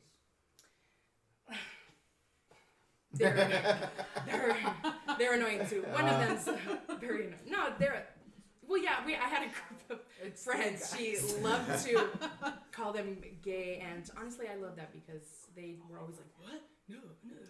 I think he told them that I would say them. They're like, "No, we're not." No. Anyways, going back to my other friend, but yeah, a whole year passed, and I saw her at my last job. I don't think I ever told you, but yeah, I saw her, and I had found out that I think she was pregnant because she had posted a picture, but then she took it down. So I'm like, I wanted to say something, but I didn't want to because I don't know. I didn't know where we were at. So I just sent prayers to her. But then I a few months later again, she had gotten married, and I'm like, damn, like. I started to get into my head, like, was I holding you back from something? Why is it that all of these things were happening so fast and, like, nothing? And, yeah, but I mean, that was kind of whatever. And I saw her, she came into my job, and I was just like, oh, like, hey, I was in shock. It really did feel like a breakup, I felt, like, nervous. I was like, it's been a long time. But, I kind of didn't really say anything. Again, I was in shock. And I was like, oh, hey. She was like, oh, yeah, this is my husband. I'm like, bitch. Hey, husband. And, yeah, I ended up messaging her on Instagram, kind of just saying, like, I know it's weird, and you know how I am, so I want to say congratulations. I know finding somebody was at the top of her fucking list because... I mean, well, yeah, but I just kind of like was like, oh, yeah, that's it. But did she ever message you back? She did, yeah. She was like, oh yeah, thank you. It was nice seeing you. Hope you're okay. And that was kind of it. And I was kind of hoping like, oh, maybe we can be friends again, because I do miss her, and I mean, I hope she's doing well, but I don't know.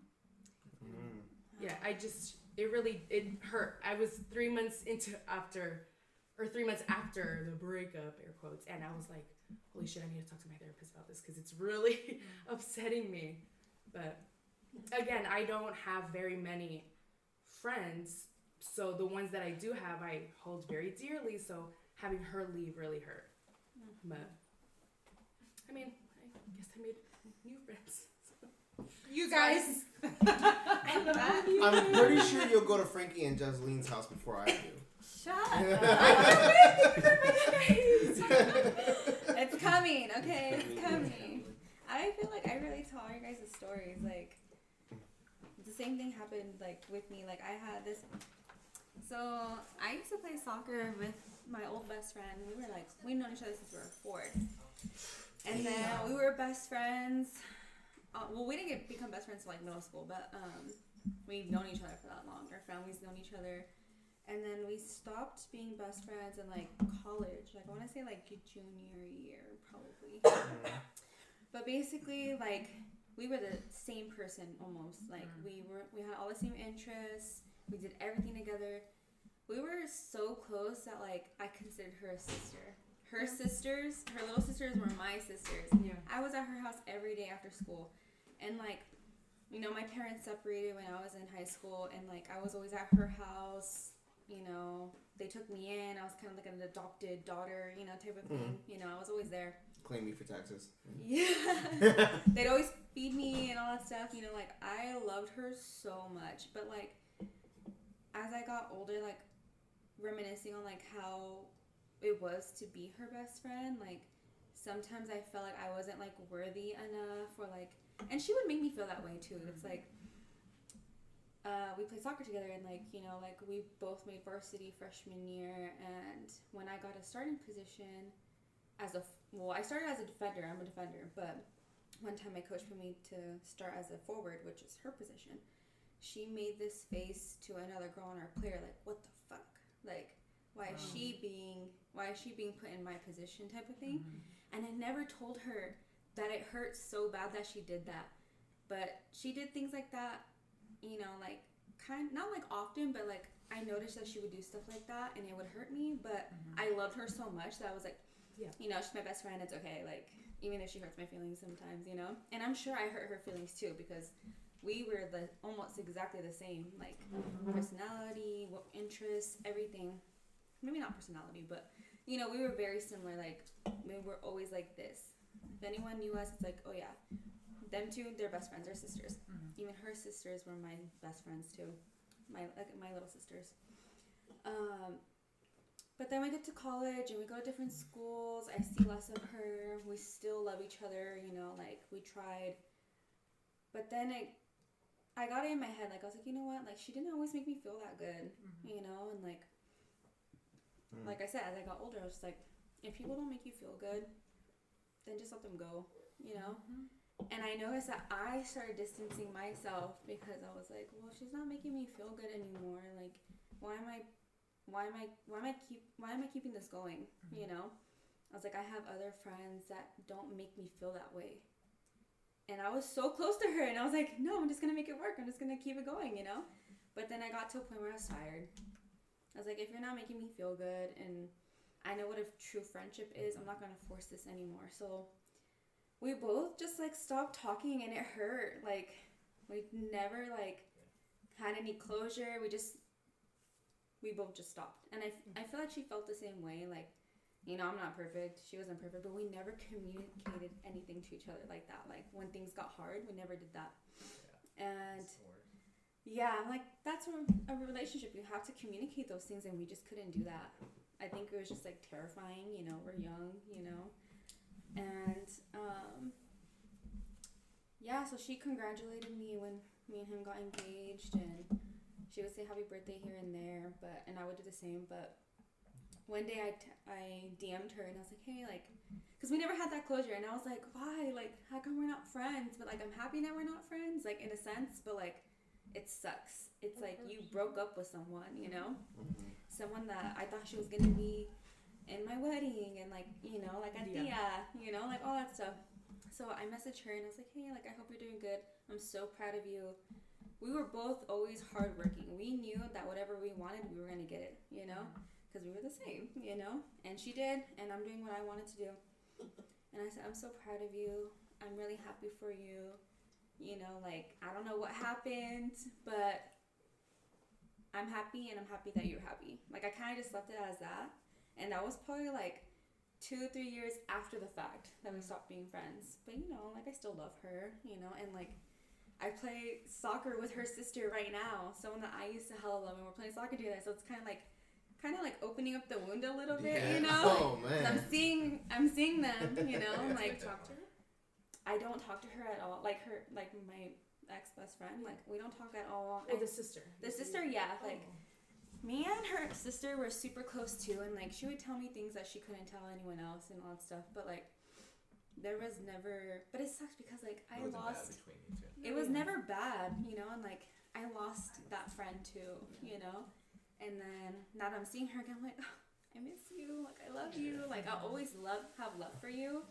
But it sucks that like multiple relationships like kind of went down with it, and it's just we didn't communicate. That's the bottom line. You know, we hurt each other. Everyone hurts each other in a friendship, any relationship. At some point, we just never communicated it. Damn. Ain't that crazy though that like when you break up with like a significant other, it's like maybe you guys weren't compatible with friends. It's like it's different because you guys were and probably still are. You know that in a relation, when you break up with somebody, there's always gonna be somebody better, and you know you're gonna find somebody. But with a friend, it's like you can't just replace. No, because you have invested time. Yeah, but you've spilled more to that friend than to the significant other. You're trying to in some kind of way impress that person, whereas with your friends, you're like. Do you still smell have my like? farts. I'm sorry, but do you still have that opening? Like if she were to DM you, you would DM her back. That type Oh of thing? yeah, like I feel Does like we she had that respond? respect. Yeah, she responded and everything was nice. Like like we have love for each other, you know. Okay. But I But think still not like as close as you guys. oh used to no, be, because like it's been years. You know, it's been a really long time. Like we have completely different lives. She's a completely different person. I'm a completely different person. You know, like all we have is like our history of when we were children. You know, like we're so different now, and I'm like that's a lot of years lost. You know, like.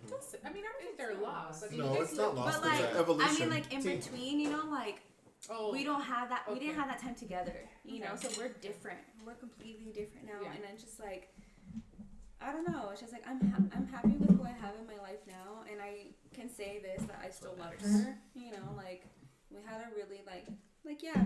Every friendship has their ups and downs, but like I really did love her and her family and like her sisters and everything. But you know, it's just we didn't fight for each other. You know.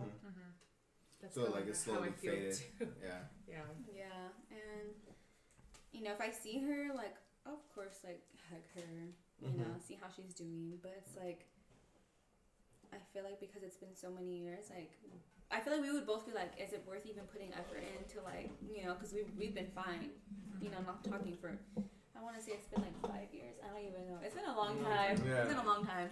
I'm gonna say like you're pretty mature for your age. It's like man, everything you're describing is something like we 30-year-olds go through. Where it's like any person that puts up a like you know like it's too. Who are you calling 30? Because if it's too much effort, then it's like you know it's kind of hard to do all that. Relationships are effort, yeah, for sure. But like after losing someone that you loved so much, like and not talking for so long, it's kind of like you're nervous, you know, like what if they don't want to put in the effort, you know? And I don't even know if I want. I don't even think. I don't know. Well, seeing her sisters now, like it makes me miss them a lot. You hit a point where it's awkward now. Yeah, it's awkward because it's been so long, but yeah. Frankie or T? I'll put my 2 cents in, I guess. Okay, go for it. Mine, it was definitely, it wasn't a breakup, it was more of a break with a friend. And it was just, it it was hard not being with, because this person was my best friend at the time, and it's like we were both going through similar situations. We are both, you know, newly single, kind of just hanging out. And then once I got in a relationship, he was the other person that was with us all the time. He was my third wheel. Like we went to Disneyland together. Like, damn. As third wheel? Yeah. like we're a small world, we were so close. Like I wanted him girl. around all the time. So like we were super close. Did we ever meet him? Yeah. Okay, we'll talk about it later. Yeah. Anyways, so you know, me and Sarah got together, and I got him a job working with us. So we started working together. So it was like us three all the time. And so we would always, you know, hang out, do stuff. Yeah, basically Three Stooges. Like, and it was a fun time hanging out with him. But after a while, I think, I don't know if it was our relationship or just, it wasn't going great with me and Sarah at the time. Just stuff we would say to him. It was hard to trust him because stuff we would say to him, maybe he was saying to other people. And I don't know. It hit a certain point where it wasn't good for me and Sarah to hang around him as much, so we kind of made a point. Either we need to see a change or we gotta break it. You know, we gotta. How old were you guys? Ourselves. I was turning 26 at the time. Oh, okay. Yeah, so he was 26. So we never officially like broke stuff off. Like I talked to him too, and I was just like, oh, like this is how we feel. Like it's like this is what our situation is. Like it wasn't even about me, it was more about like how Sarah felt, and I wasn't gonna put, you know, our relationship between me and him with my relationship with Sarah. So I was just like, okay, either we need to see a change or like something's gotta happen different. And we didn't get that like response that we wanted from him, and so we never like cut stuff off officially, but like we kind of distanced ourselves. Like it was a clear distance. Like we worked together, so it's kind of hard to distance somebody when you work at the same spot. So there was a lot of times we would give each other the cold shoulder. We weren't looking at each other. We weren't talking to each other, and it was hard. And all I wanted to do was just, you know, hang out and talk. And it was just difficult because I got, you know, Sarah there, and I got my friend there, and I'm just like, I would look at her and I look at him, and I'm like, man, I can't do anything. I'm stuck in the middle. Let me eat my breadsticks. Yeah. It was definitely a hard time. But once we distanced ourselves enough where he was no longer working there, you know, COVID hit. We weren't seeing each other, and obviously we have mutual friends. My brother has, you know, our friends are all mutual friends. So if is he still in the picture? Yeah. Do we see him? Yes. Wow. So, I don't think they know who he really is. Yeah. To be honest. I'll explain it later, but I don't know. Like then, we know who he is, but we don't know the. Okay, cool. Yeah. And he's somebody I always wanted, like in my wedding, because he was somebody around for our relationship for me and Sarah, like when we first started. And so he's somebody I wanted in my wedding. Like I already knew that. Like once I hit a certain point in our relationship with Sarah. And you know that break did us. I think it did us pretty good, because after a while I saw him mature. I saw things in his relationships where like he was finally having a stable relationship. He now has a kid. Like he's a complete 180. Like he changed as a. I don't want to say changed as a person, but just grew up. I saw him grow a little bit, and having him around, like he would come to events. And there was times where I didn't even want to be at the event because he was there. Because I already knew, like, do I talk to him? Do I not talk to him? Like, what's happening with our relationship? So it was just very, like, monotone, very just, we weren't talking. Yeah, limbo, basically what it was. But I think after a while, like, he actually came up to us and he apologized for whatever it was that was bothering us. And he apologized not only to me, but to Sarah. And I think she saw that, and we both saw him grow. And we hung out with him prior to him and his new relationship. And, like, we saw him grow. And that's what we wanted to see. We wanted to see a difference. We want to see a change. We wanted to see that he was, you know, a little, like, showing a little bit of sympathy. Not sympathy, but, like, he was sorry. Mm-hmm. And so we saw that, and because of that, he is now officiating our wedding. Oh. Yeah. So He is in your yes, happy ending to that. Yeah. So, Well, I'm sure. That's yeah. cute. So because we saw that kind of change and that break did us some good, I'm glad to say that he's officiating our wedding because he was there from the beginning when That's so cute. me and Sarah were Some getting soul together. searching. Yes. But that probably helped that you cut him off too. Yeah. I think Sometimes so, people need those. because I think it gave him a chance to look Uh-huh. elsewhere to. Reflect. And Yeah. Mm-hmm. So I'm glad. And then we'll I'm let glad the this person from he is COVID, today. yeah. And he's somebody I couldn't escape. You know, he's somebody that's gonna be in my life, regardless. Because I got Forever, so many Forever, friends. ever. Yeah, so many friends that you know. I hate confrontation. I hate cutting ties. Yeah. So when that happens, like I'm glad to see that who he is now. I'm glad it worked out. Yeah. Cheers to that, man. Yeah. Fuck yeah. The only happy ending. That was a Sorry. I know. Everybody's so All of sour. us like, bye. Everybody's so sour. It's like, damn. But We're like, what did I say? We're about like us? imagining our best friend's gonna be in our wedding, and he actually gets it. no, he's not gonna be in the wedding. Which He's gonna be like I saying, made my list of the people person who to was say at I my do. wedding, and I had one Yeah. more spot, and I'm like, who do I put in there? And I knew I wanted him, but at the time, like, stuff, you know, it was still rocky between us, and we were still in that limbo phase, and so I didn't put him there. And we knew we didn't want like a minister or a priest or anything, so we were looking for people to actually officiate us, and we had suggestions, and then it didn't dawn on me until like later. I'm like, what about him? And I'm like, Did you ask him? It just made sense. yeah, I already Oh, asked him. that's And so so that fucking it just amazing. made sense at the time, and I was like, man. And it was actually on my 30th birthday when I asked him, and I was like, so Dude, I can't believe it happened at that party. You told me, Yeah. bro. I was like, dude. I was drunk at the time Best too. party but I knew what I wanted. Bro, you wanted me.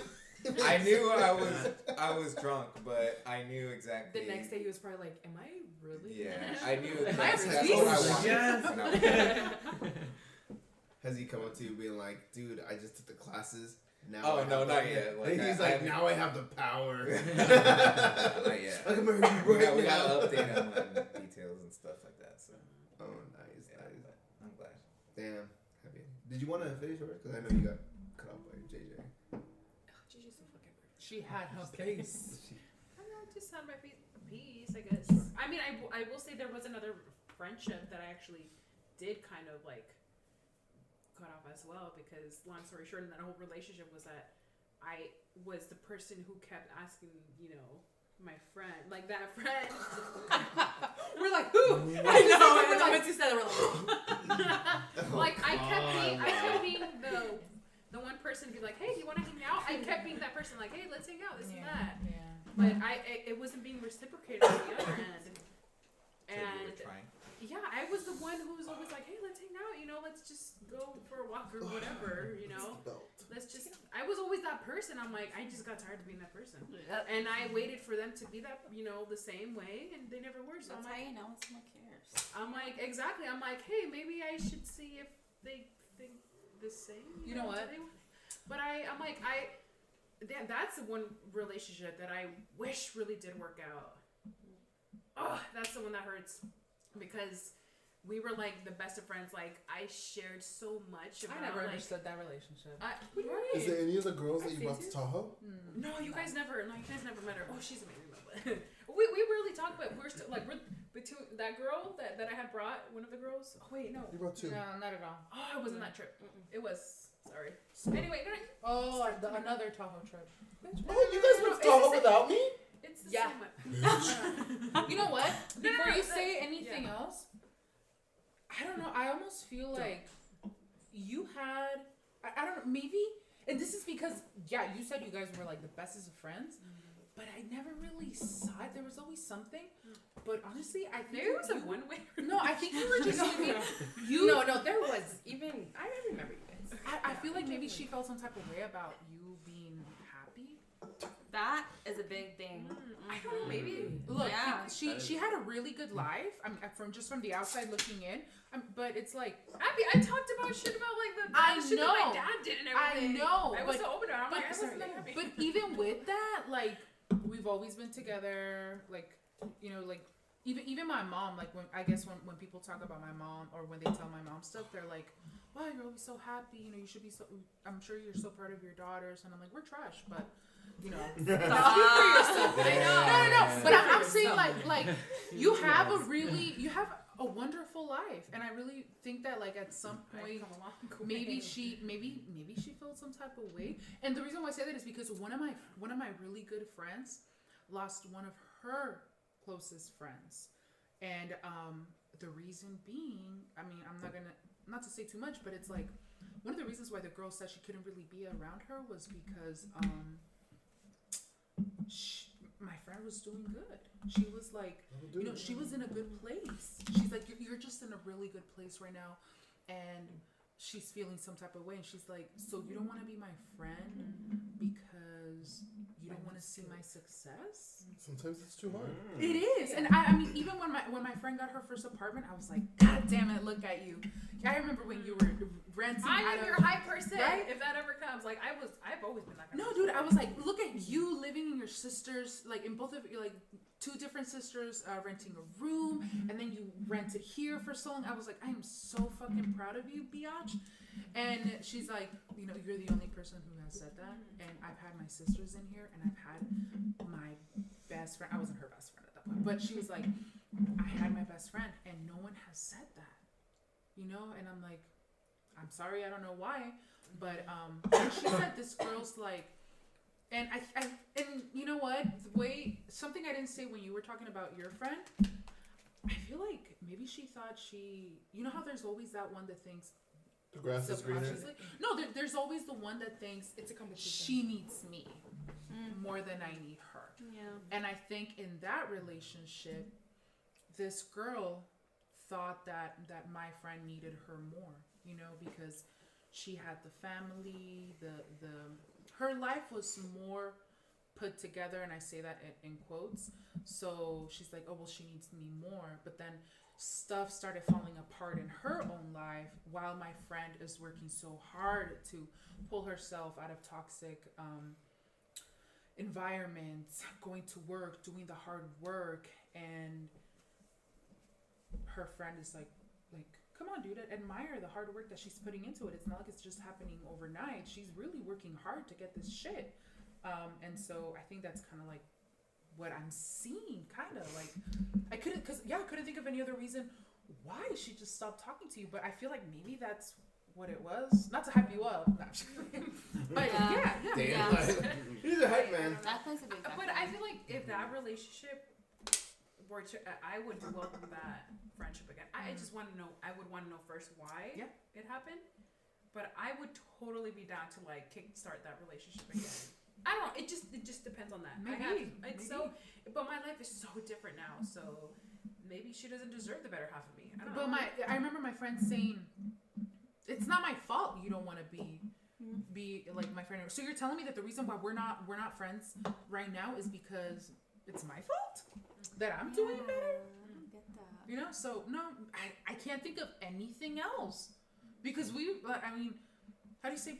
We've never been show-offs. We're all very supportive. You know? Because we've been through the shittiest situations in life. I feel like we've been in like the situation, like the shittiest situation you can fucking say, like some of it, you know, in our lives that I feel like that's humbled us to be who we are today. I'm still getting humbled. I have to. Like, I know. No, we're not perfect. Like for myself, I mean, I can only speak for myself. Like I'm not perfect whatsoever, but now I'm more open to learn. Yet, like if I fucked up, like please tell me. You know, I'm much more open about it now than like ever before. She is. She's still matured. I love it. And I feel like a big part of it is because, you know, I don't want to recreate whatever shitty situations, you know, were what they were like growing up. You know, I don't like. we are literally, I was like having this conversation with Alex this morning. I'm like, yeah, we are literally like the ones changing generational dramas. And Like the way you're saying that. And it's fucking hard. That's what I like But when you guys if you you're have to- changing and the other people aren't changing with you, then that's when it gets hard. That's what happens. Yeah. I started thinking in his mind, like, Follow what me. I start, you know, burn. Yeah. But you gave him that chance, and that's awesome. You know, Yeah. it shows that. Yeah. But You know. sometimes you can't see the light unless bridges are burned. Exactly. Let me think of that. Oh, I have to think about it. You can't see the light because you're burning the bridge in order to. Okay, You have the smart glasses on. That's a good one, but I have to think about it. I couldn't catch it that fast. Damn it. Did you just think of that? have another one, Go for but it. it's a guy, and I'm curious to know if it's. Next you. Huh? Just kidding. No. That's usually what happens. Has he always been labeled as a guy friend? Yes. No. And it's not. It was just always friendship, but I don't know if it was just because it's a guy thing or girls are just in general empathetically different, because he would always look at things one way or his way. I would tell him this is happening with this one other person, and he'd be like, well, why don't you just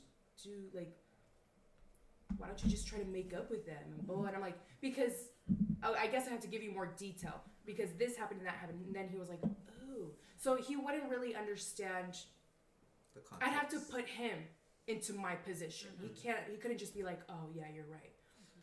I'm not saying I was always right, but I just always remember feeling so, not belittled, but just kind of like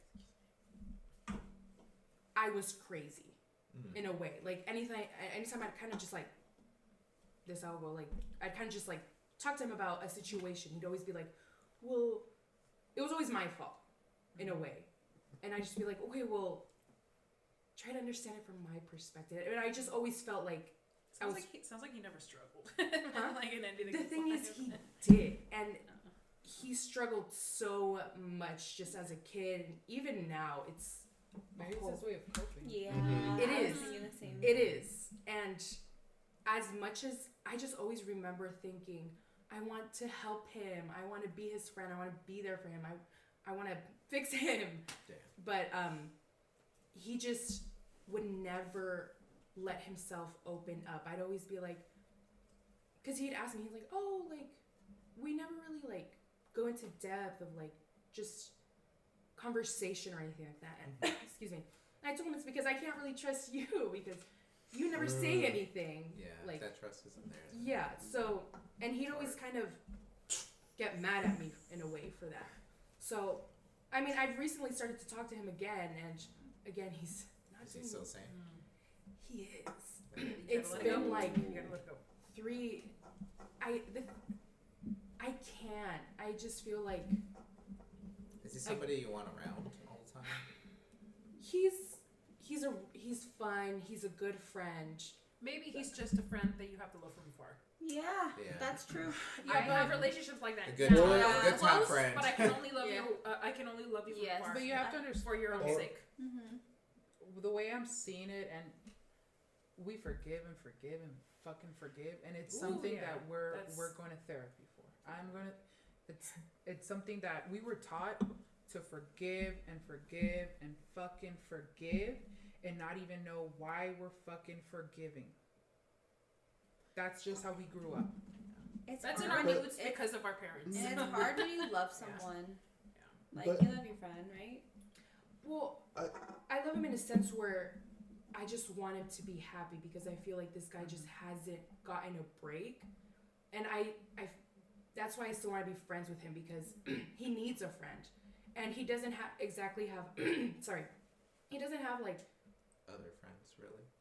yeah, but he doesn't have a girlfriend like to be like just like let's talk about it like But that's not your you can't. responsibility Yeah. to like. Oh, That's I don't such a know. heavy thing to I like. think it's like hold you on. said. I don't actually mean like a girlfriend. I mean like I know a what friend. you mean. Oh, okay. yeah, okay. yeah. I feel like like from the outside, like from Yeah, hearing what you're saying, I feel friends. like you're sacrificing a lot to help him, but he's not helping himself, and And that's kind of taking a burden on you as well. But It did. okay, I have a completely opposite from what everyone else is saying.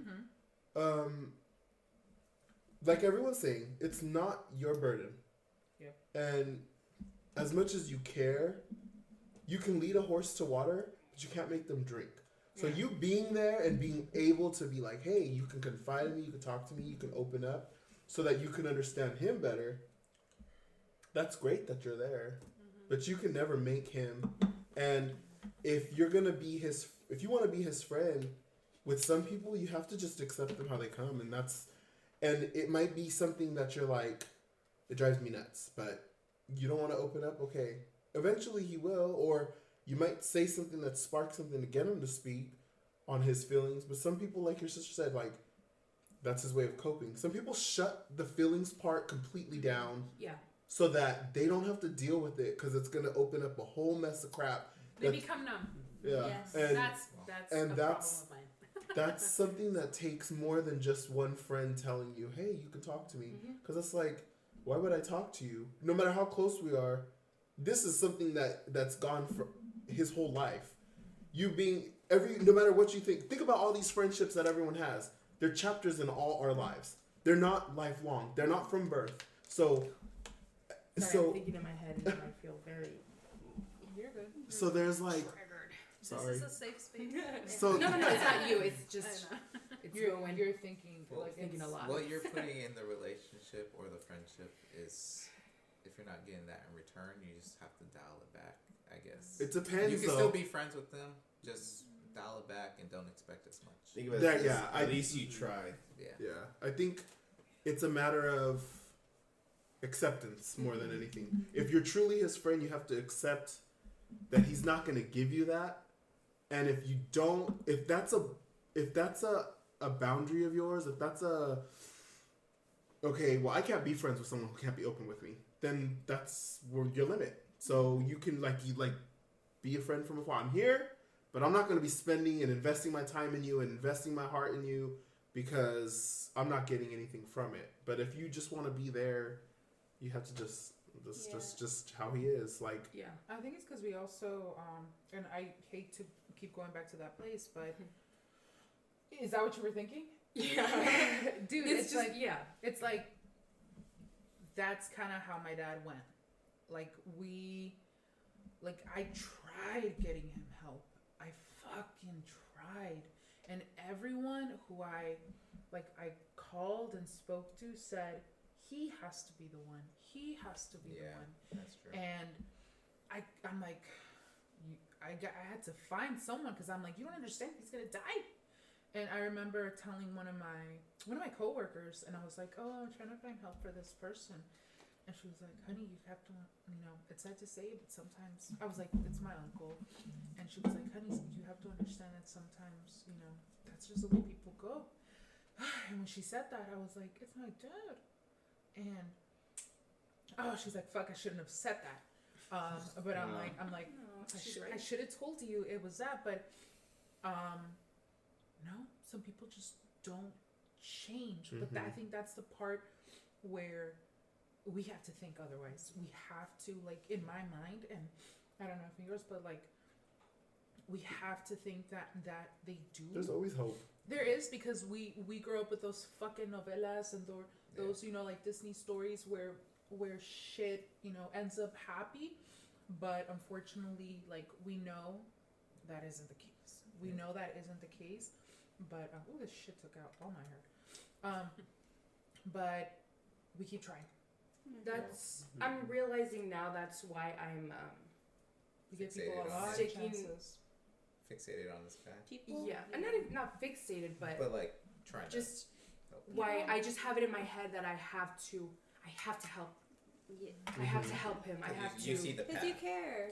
Well, yeah, but it's because it's like it literally intertwines. Like I couldn't help him, Yeah.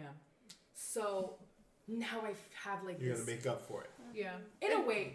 Ugh. And see this with the whole thing with my dad, when I think of my dad passing, it's never in my head. It's not, God, I lost my dad. I lost him. My dad. No, it's always, man, I feel bad for him not being able to get better. He kind of let those demons win. And so that's the part where people are always like, oh, I'm sorry you lost your dad. It's like, no, I feel bad because of everything that was going through his head as he was dying. You know, like it wasn't like I knew what he cared about. I knew everything that his struggles, everything that was in his mind, because he was dealing with a lot of demons, because again, he could not open up. And it goes back all the way to when he was extremely young, things that he never, like, they tried to take him to therapy, but it never worked. So it's like, man, my dad lived a really tough life, and I don't think he was ever truly happy. And I think that's Yeah, it's funny because we actually stopped talking for a while, and he went to your guys' wedding. I don't know if you guys remember, but oh yeah, he crashed our wedding. He did. Son of a bitch. I let him. No, I made sure. You took a picture. I remember there was a little picture. Yeah, we have a little thing. All four of us. It's cute. But, no, yeah. Oh, that's also falling out too. We used to work at my first job. We all kind of just, I don't even know how it happened. There's these two other guys, we like got all three of us close, and then one of our friends was like, oh, we're gonna like bring in this one other, the kid that I was talking about right now. He's like, oh yeah, like we're gonna hang out, and then we were just inseparable for a really long time. Yeah. And after a while, I these broads even met them, so after a while, like something kind of, one of them wanted to, you know, dumbass. No, what? Did he not? What? No. What was it? The one that was like, ooh, is Jessica dating anybody? No. The white dude, the light skin. Oh God. He wanted me to be his sugar mom. Literally, Sugar mama? you're crazy. Damn. I think you're insane. Get him on the phone. No, but Get him on the phone. No, yeah, he one of the guys, he was really, you actually know him. Oh. Yes. Is it Philip? Philip is a 50-something-year-old guy. Oh, I'm sorry. My bad. No, he used to work with you. No names? No No names. names. Call him Breadstick. Breadstick. No, he was talking, like, he was really close to this one girl, and it was really, it was just a weird situation. Did she work with me too? Huh? Oh, no, she didn't. No. Oh. I was like, I know some drama from your place. No, and it ended, like, it was a separate friendship, and that ended weird. And then it wasn't until the friend, again, that I just talked about, he kind of hooked up with that same girl, and that their dynamic, those two guy friends, their dynamic just fell off. And then after that, we all kind of just, whatever, just drifted apart. I still talk to two of them. The other guy, one of them I had to cut off because he was just moving a little weird. No. Oh, yes, actually. Yeah, he was moving a little weird, and I just... Okay, I think I know what you're talking about. Yeah, so you know how he is. So, he was very colorful. So, but, that's, I'm not gonna lie, that's one friendship I don't really care to mend. But, yeah, we all kind of just went our separate ways. I still talk to them. One of them got married. So I'm like, oh, great. But, yeah, they're all, I feel like guys are just so, not weird to be friends with. I don't know if. Just different. Yeah, very I think it's different. Fun, but they're like in a girl-guy friendship. Yeah, it's. Battle of the Hang out sexes. with Here us, we go. No, it's like. tell one about My it. only best friend. I know. I'm your best friend. Buddy. No, but like outside relationship. But I will say They're that the not- only way you change is through the darkest time. Yeah, they're just not as. They take everything at face value. Yeah. And At least the ones I know. Well, I mean, yeah. I feel like with girls, you can just be like so much more like Girl, like nasty. I'm gonna say this. Not necessarily, because there's some girls that act like guys and some guys that act like girls. Ooh. But then it all just goes back to what you were exposed to. Yeah. You know, it always goes back to that. Yeah. But I hear you. No, yeah. Anytime I'd kind of want to be like be real with them, they'd kind of just be like. Guys don't like Because to they don't know. They like to clown. Literally, They they'd like be to like- have fun. but They it's just like like- to be. Yeah, Very like, surface yeah. level. There's And I gender, learned that pretty there's fast. like gender roles where like guys Mhm. don't show their emotions, you know. Yeah. But like we know that's not true. always Like, have it's just like what they were taught. you And the know? thing is, Only sometimes a guy will open up either to a very close guy or sometimes a close girl. Like every now and then you have that down chick. Like people open up to. A down. No, yeah. I was able to Yeah. get pretty close to all of them. We all pretty like separately. We all shared a lot of. But it's things. never for guys. It's never a group Yeah. thing. It's No, never yeah, like yeah. I'm opening up to the group. Like this is how I Uh-huh. feel. Like, it's only a one-on-one situation. Yeah. Anytime I'd hang out with one of the guys, he told me some like traumatic shit. I'm like, holy. Thank you for sharing. First of all. Damn. At least you got Yeah. that. Shit. Yeah, but excuse me. Yeah, it was. Well, that friendship, it wasn't like too hard. I'd still think about one of them every now and then. But anyway, sorry. Going back to the other kid that I was originally talking about. Thank you guys for helping. Now I know I will appreciate. I'll be his friend from a distance. At least, Just Unless realize- he reaches at out. least you're for help. just think of Unless that he's as at asking least for you it, reached know? out. The thing is, he never will. I That's- know him, yeah. and Oh, Just be sorry. there for support. Yeah. Don't You beat can yourself leave the up. door open. Just don't put No, too much effort. he in. needs you. Don't give up on him. okay. Don't Oh listen my to these clowns. Stop it. That's Oh my literally. God. Unless it's a life or death situation. Like Don't. that's Yeah. different. You're the little voice in the back of my head. That's Notice I'm the literally only one saying that though. You gonna put all this effort Honestly, in? no. The reason why I say what I say is because I had a really Don't close laugh. friend that, like, when she got with her boyfriend, I noticed right away that the things that she would say about him sounded very like abusive behavior, and I was like, oh, that doesn't sound okay, you know. And then eventually, he physically hit her. And then she came to me with that information, and I was like, "Oh no, like this is not okay." I got my mom involved because she was really close with my mom too. I was like, "We need to help her." I was like, "She needs to seek help. She needs to get away from this guy." Yeah. She didn't want my help. She cut me off. I wanted to help her, and you know what? They might still be together, but he was bad. Remember? You know. You know, you at least did everything But you it's could. like I tried, You and I did. even called a hotline. I was like, "Here, I have them on the line. Like, you know, like you just need to talk to them and like get your help." But they even told me like if she doesn't want the help, there's nothing you can Abusive do. relationships you are know. just a whole other. There's But nothing you she can- heard her from you, right? Like you need Yes. help. Like you. Yes, I told her even before he even hit her. I was like, how he's acting sounds very scary. A lot of people don't see Even the she would tell me, signs. though. or- I know, and I would tell him I was like, I'm scared for her, like you know, but there's nothing that you could do. People like in that situation don't really see it coming. They're just super. Oblivious. we- They're yeah. infatuated with Yeah. whatever they have. And Yeah, Their, but their partners are just very good at persuading you. Manipulative. Very manipulative. Narcissist. And you're very vulnerable at that There you point, go. so I feel like you're very easily swayed. But I Yeah. feel like it just depends on person to person. Before we trail away from it, I think the reason why we're saying why they're also saying, you know, from a distance, and at some certain extent, I kind of think the same. No offense, Frankie. I'm no. just kidding. It's because we're doing a lot of work, and you're doing a lot of work to change that mentality that you have. You've put in a lot of hours.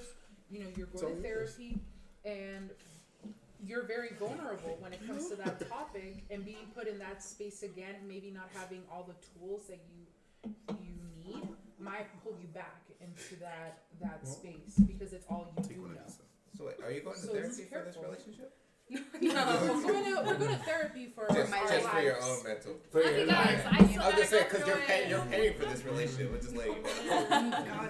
These are the traits Yeah. that we're trying to get away from, but Yeah. unfortunately, they're the traits that we attract. You know what? I'm actually kind of I know. scared because I mean I've never been in like an official relationship, but I wonder if that's a trait of mine of needing to fix broken. That's a lot of people. Just know there's That's a big trait. Some people there's have it. chance. So You can so break. my aspect is Cycles. same thing I I said. have, Yeah. There is I no. have, you have proof. Hey, No, he I needs have- help. I don't know what you're talking about.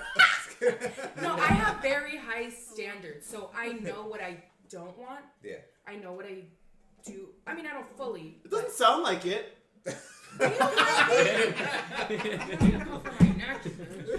No, but I know what I want. Well, I think I know. I'm just kidding. I'm gonna You didn't have to look for her wig like that just because you. No, I'm just. You were gonna go. Oh man. no, but yeah, I'm just like I like really hope this isn't a common theme for me. It won't because you're. Low key it has. You're But trying you're to also change it. like what, 21? 23. What You class don't is find it? yourself till like 25. No. That's I You know. don't maybe find yourself 28. until like 30. Okay. 28, 30, I'll say. 28, 30, yeah. 33. So I'll go back before you ever turn 30 or 28. That'll So be the aspect of this is really- like yeah. have no regrets. So you put in your all for this guy. You let him as long as you let him know how you feel about him and that he can always reach out to you. You've done your best. Same thing as Jocelyn when she said about her girlfriend that was an abusive relationship. She put in her all. Yeah. She let her know. She still needs to grow. She talked to her and let her know like you put in your all. So you have no regret. That's a blessing actually. You have no regrets because you did everything. So bittersweet story from me. We'll go into me. High school friends. I had a good group of them. Hung out every time during cafeteria, playing card games, whatever. Everything. we were basically nerds. We even hung out. We even hung out after. Yeah, we even hung out after high school, playing flag football at the Silliman Center right over here. And yeah, so football and everything. Sports? She's like, what? Damn, I'm gonna bring myself even more for this one. But over time, I've noticed that they all decided to go to different community colleges altogether. Like I was the one that was kind of excluded out. Where they all went to like DeVry University and I went to Ohlone. They all decided. They all. I know, but like DeVry or Deanta. Yeah. So they all. So they all like separated. You know, they basically all migrated in a group, and I was like left alone, and I was like They thinking didn't of even myself. tell you? Not really, but it was at the point where I was thinking of myself like I'd rather just go to Ohlone because it's right here. Yeah. And so that's basically it. And we still try to hang out, Facebook, MySpace, all that stuff. You know, we rotate. We still communicate with each other. And but basically, the end of the story, like if they were to contact me to hang out, I would still be open for it. I still top 8, huh? Yeah, right. The top 8. So I would still be open to that. That's the end result of this story. But like during the middle part of that, that's where I get nerdy. This is because I remember it. 2007, Spider-Man 3 movie. Are you talking about your friends? This is where I get into Had it. friends? Listen. These are They played cards in the cafeteria. So all of us group members, I kept in contact with them. We're like, hey, Spider-Man 3's coming out. Let's go see it together. Fremont Theater, where City Sport used to be at. This is City Sport is at now. And so we're all gonna go over there. We're all gonna hang out. We're all watch the movie. And I was like, okay. And so I'm still working at the time. 7:30 hits. We're supposed to hit the movies around 9. They let me know. I text my friend, hey, you guys are already there? I'm about to go up there. They tell me they're at a movie theater way like in Milpitas. Wrong theater. No. They decided to change the theater without even letting me know. I already bought the tickets and everything. For everybody? Well, no, just for myself. But like they told me like, yeah, let's all go there. Let's all look there. Wow. And like during this time, this was a period where it's like they were kind of like they already went to a different college before me. You know, like different from me. They already kind of doing their own thing, group things without me. And until this was like the last straw where it's like the nail in the coffin type of thing where it's like I tried to hang out with you guys and then all of a sudden you just changed theaters just like that. And it feels like it was more sorry for me because like my coworkers and one of my best friends is still today, like they decided to just join me, even though they're not even nerds like that. They still decided, let's go see the movie with you, and so they decided to do that. And it was Andrea. It was Andrea, who's not even a nerd at all. She's basically like Jessica, but like it's just like that. I take that as a compliment. It's a compliment, yes. But yeah, they decided to join me for the movie, and after that, it was just like I'm kind of done, like. By then, a little after that, I ended up being in a relationship, and then a little after that, I ended up being in another relationship with this one. And this one. Sorry, I migrated. So by then it was But by then it became too hard to coordinate. I would still say message him happy birthday, and then birthday came up on Facebook or whatever. I still message him, but whatever. It's like I stopped trying to hang out with him. Good. Yeah, 2014 hits, and I was like, you know what? It's been a while. I've always been the hermit. I've always stayed in my room. I never really hung out with people out during the summer, and that's it. And I always stayed in my room, draw, whatever, But this was the time where I wanted to reach out and just hang out with people, and I finally wanted to reach out to all my high school friends and hang out with them, and they're like, okay. And so we wanted to do a reunion before the actual high school reunion, and just the group of us, not every single person we knew in high school, just the group of us. And so we wanted to do that, and the timing was coming up that we were all gonna hang out, and then eventually I found out that one of my best friends happened to have leukemia and passed away. Oh, damn. And he was the best. If I was to compare him, he was your better friend. Basically the leader of. I would say I would coordinate him as the leader of the group because he was the best of us. He was never abusive or emotional or anything. He was always happy-go-lucky and always coordinated. Hey, let's all meet here, and we all did that, and that was everything. And he was a coordinator. He was the coordinator, and he ended up having leukemia, and I ended up finding out in a Target parking lot that one of our friends that we hung out with finding out that he ended up having that. And it was right before we were all supposed to hang out. So we ended up still hanging out, the group of us that were left. And then we all ended up coordinating again because we were all supposed to go to his funeral. And then we see him and his body in the open casket and everything. See his parents. And it got to the point where I've known this kid since elementary school. And so my mom even knew him. And so my mom went up there and made a speech about him.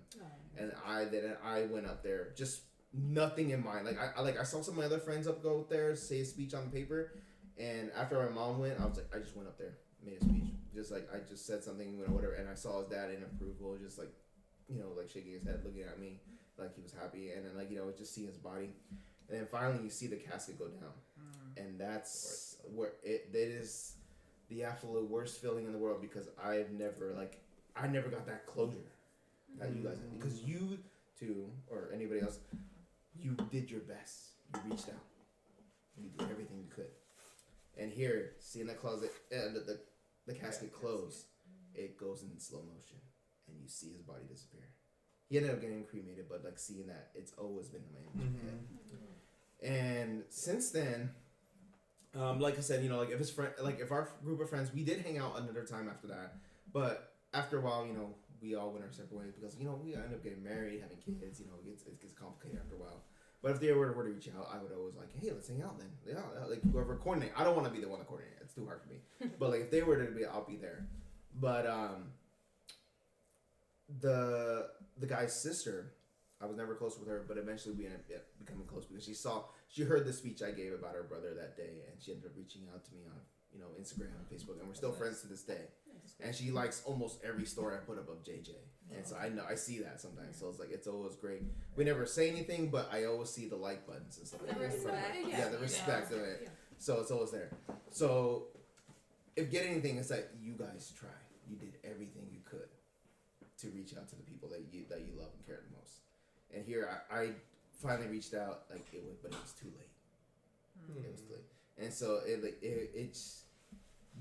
that's where I take the concept where I go back to the family member that apparently I don't like, where it's I don't say don't like, but I still extend the olive branch to. It's always open.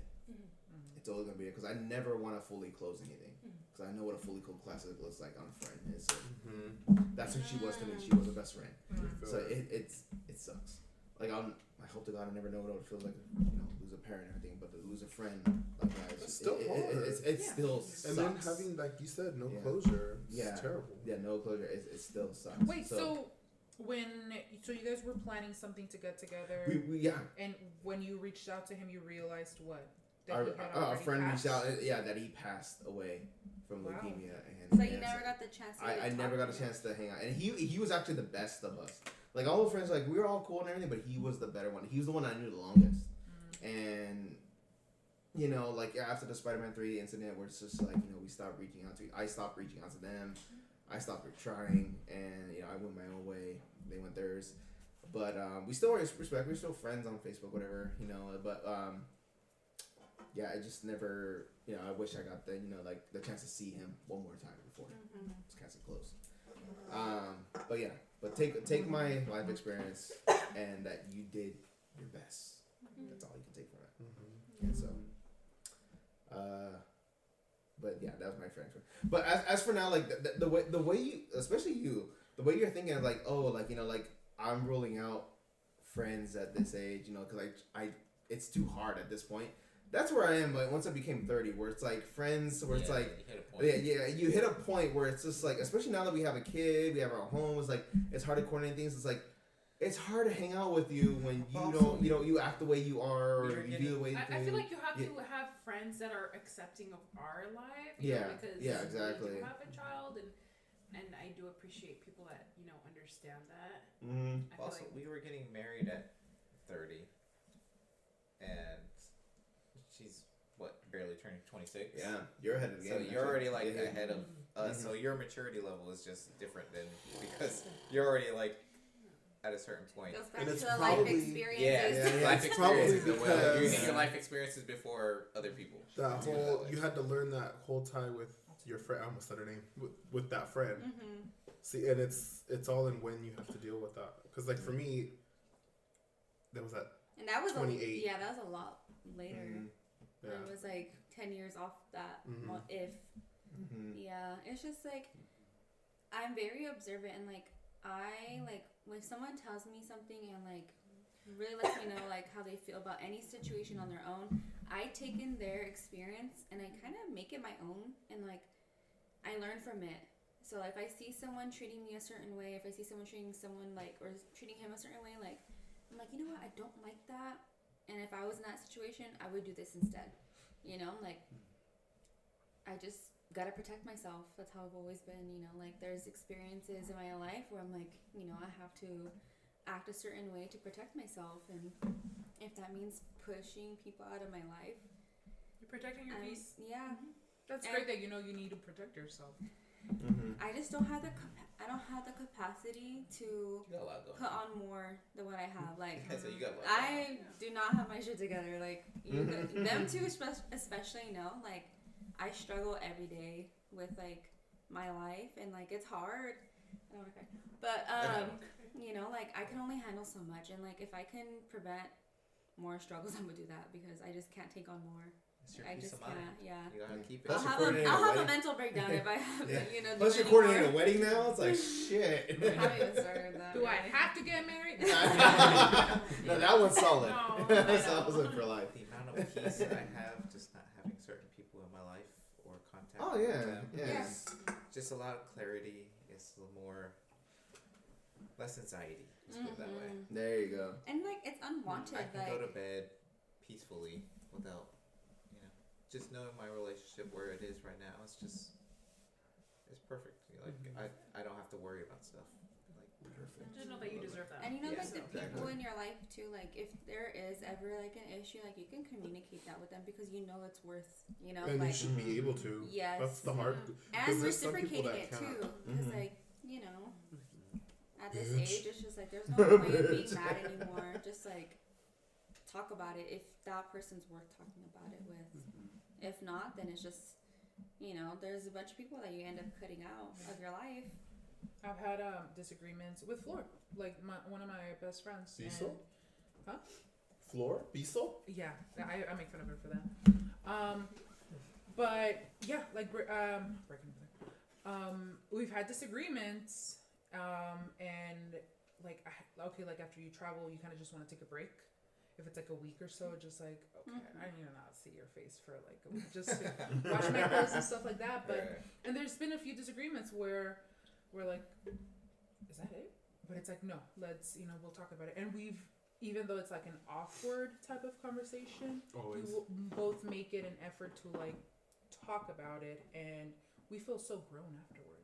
Like, look at us. I know, right? That's like one thing that I love, like, cause like, yeah, he's like my partner, but he's also my best friend. Like, anytime we had to talk about hard stuff, like the real hard stuff that you never want to talk about it, I love that we do talk about it, because we come out of it so much stronger, and like, you just appreciate each other more, like after talking about that. And like, then we kind of like joke about it, like, damn, that was really hard to talk about, but I'm so glad we did, but this is just how we grow. No, go ahead. Because like with us, we both have really strong personalities, but with each other we're like little bitches. But I mean, Cancer too. No, she's not. But that's all she Oh attracts. God, we're going Cancer? to Wait, what? I'm a Cancer. Oh, knew my it. best friend's a Cancer. Yeah. See, I'm the same way too. Where like I have that attitude where like, oh, I don't care. Like I just kind of go with life, But then like when it comes to Jazzy, like she's always my priority. Yeah. Like, and I always like take into account how she's feeling.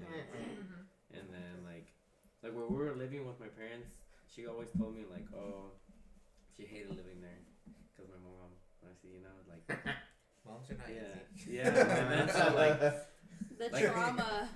Like I were here every day, and then like like her dad would tell us too, like, oh, like stay there, it's convenient, like you're not paying rent, stuff like that. But then I would see her every day, like just struggling, like having like breakdown after breakdown, or just like little things like building up.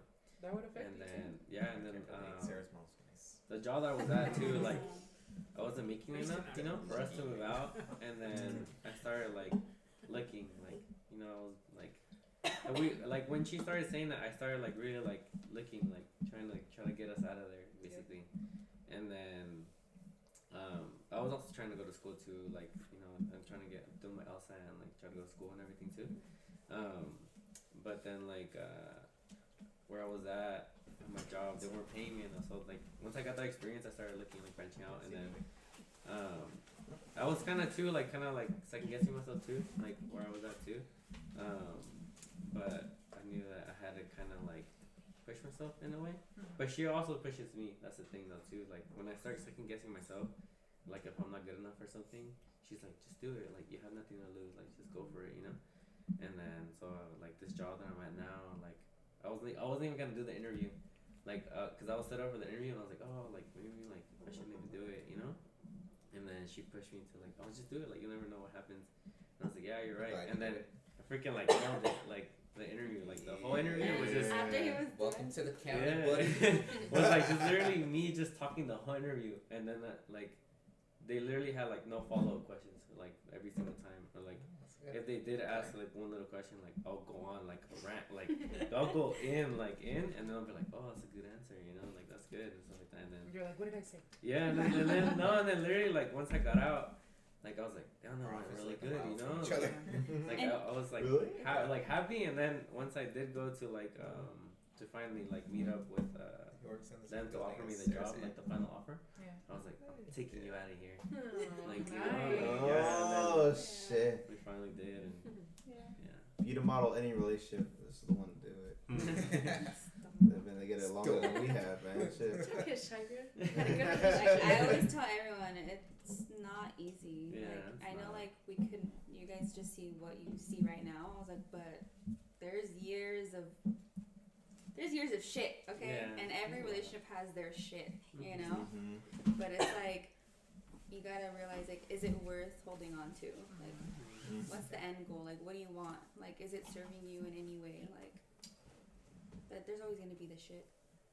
At the end of the day, Johnny's the one I want to be with. Fuck, dude. And it's funny because I liked him first. He didn't even like me first. He said, you alright. I think we did you. Did we do you? friends you've broken up with? Yeah, he did. He said. Well, I got into why, like, yeah, kind of segued. Yeah, okay. Do you want to hear I mean, we can more hear. the reasons why? Oh, Absolutely. and you didn't say the Like the reasons steps of why? So it's the same friend. Everything. So he Uh-huh. was born in. Huh? No, okay, so I'll tell you, basically, I'll keep it short, but I'll tell you from beginning to end. So when I met him, okay, so it was like a whole big thing. So I moved to Yuba City. I was forced up there, and I was still hanging out down here. Like, I drive down here. I had a car, so I would drive down here every weekend. And I was hanging out with the only gay dude from my high school, him and his friend. Yuba City. Uh-huh. Wow. And it was two people from high school, the only people that were gay that I knew of. And we were going to go to Pride, right? And I was like, what's Pride? Oh, just come. And I'm like, I don't know. And I was like barely kind of like figuring out that I was into guys and all this stuff. And they're like, oh, or no, like I feel like I have just accepted that within myself. I just haven't come out at that time. You're just starting. Well, yeah. And so I was like 18, and they're like, just come. And I'm like, okay. And like we met. It was this guy named David was my friend, and then he had a friend named Malik. And Malik had all these gay friends. One was the friend that I'm talking about, and one was Kathy. And like it was crazy because it was like we all went to Pride, and it was like something I had never experienced in my life. I thought, I went to high school where there was just like one or two gay dudes, and there was like 4,000 students. So it's like I felt like, oh, I don't want to be like singled out like them. Like I don't, And I told myself, if I come out, it'll be after high school because I don't want to be singled out like that. And so I went to Pride, and it was just like a whole nother world. So like first it started off, we were drinking and, just walking around, and then the crowd starts to build. And what they did was they block off the street, and they had what's called a pink party. So in Castro, they blocked out all the streets, and it was just all these gay people from like different cities, different states. Everybody there is gay, lesbian, or like a close friend of someone who was there. It wasn't really, it was, when I was 18 and I went, it was mostly gay and lesbian. So it was just like, not everybody goes, it's not the same at all. Yeah. And so when I went, it was like nothing I had ever experienced. It's like, oh my God, like I could be like, hey, what's up? And they're like, hey, what's up with you? And they're like, it was like, this is how straight people feel every day. This is amazing. Like you can actually holler at somebody and be like, like them not talk shit to you because like, oh, like you are. Your fear, like everything just, it was just awesome. And I was with this group of people that like, I mean, I kind of knew Malik and David, but everyone else, it was just like, wow, like, so anyways, this friend, like, okay, this is going to sound very bad.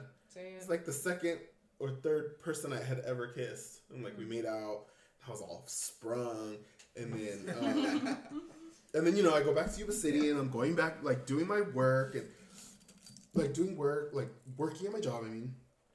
And then I was just like, you know what, I'm going to just come out. Like, it was, like, the turning point for me. I was like, I'm not the only one. Like, it's hella, like, whatever. Anyways, I came out, and then, like, we exchanged numbers, and, like, I don't know, just hanging out with him, he was just hella cool.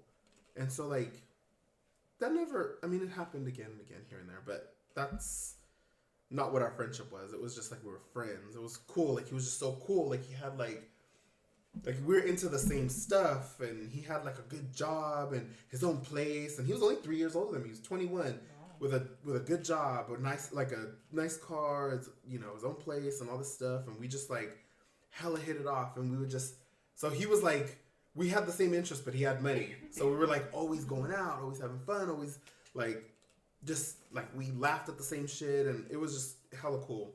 And then he had a boyfriend. He was talking to someone. He got with him, and me and his boyfriend got real cool. And then he went to Mexico or something, and we were all hanging out at his place while he was in Mexico. And I don't know, like we took a picture together, and I posted it on like. So they had MySpace, and they had the gay version, which was called Downlink, and I posted it on there. He saw it, and he was just like, oh, I don't appreciate you being at my house when I'm not there, and this and this and that. And I was like, oh, like, well, it wasn't like that. And, who, fuck, I said his name. That's the other one's name. He was like, oh, he invited me over, and they were living together. Out, 'cause when his parents found out he was gay, they threw him out, whatever. Yeah. So he was living there, but like was out of town, so. Jesus! Anyways, whatever. Everyone knows. Cat's out of the bag. Cat's out of the bag. Anyways, can you just bleep that? Yes. Thank you. You're the best, Alex. Thank you. So, anyways, I lost my train of thought. No, so anyways, so then we stopped talking, and then I think it was like a year later. They moved, and his boyfriend had a birthday party and invited me, and so I went. And it was the first time I saw him after how long, and I was just like, hey, you know, like it just kind of like, he's like, you know what, we don't even have to talk about, let the past be the past. Like, okay, cool. So we were kicking it again, like nothing ever happened, and we were kicking it for a while, and then him and George broke up, and they, you know, he was talking to this guy, talking to that guy, and him being single and me being single, it was just like awesome. Like we were just always like anywhere we could go, and we're like into the same things. We're both like, you know, whatever. And so then like I got into like smoking weed, and I was. Oh no. It was like it was a big. For me, looking back, I feel like it was an experience and it was growing, but it started to really consume me. That's all I wanted to do. It's like I wake up, I smoke. You know, like before I go to sleep, I gotta smoke. All day long, I want to smoke. It's like all I'm spending my money on, and I just felt like looking back, I was a loser. But it's like he loved smoking too, so he'd come over and spend the weekend at my house, and you know we do that like back and forth. Related. Yeah, like, and you know we had all these friends that we would smoke with. Well, he lived in San Jose, I lived in Hayward, and we had like I had friends in San Jose other than him. He had friends in Hayward other than me. Well, because we're all in the gay scene, and the gay scene's really small. He had a friend that lived right up the hill from me, so I smoked with him, and I told him, because if it was the other way around, I would want him to tell me, just kind of like, just to put it out there, you know, there's nothing to hide.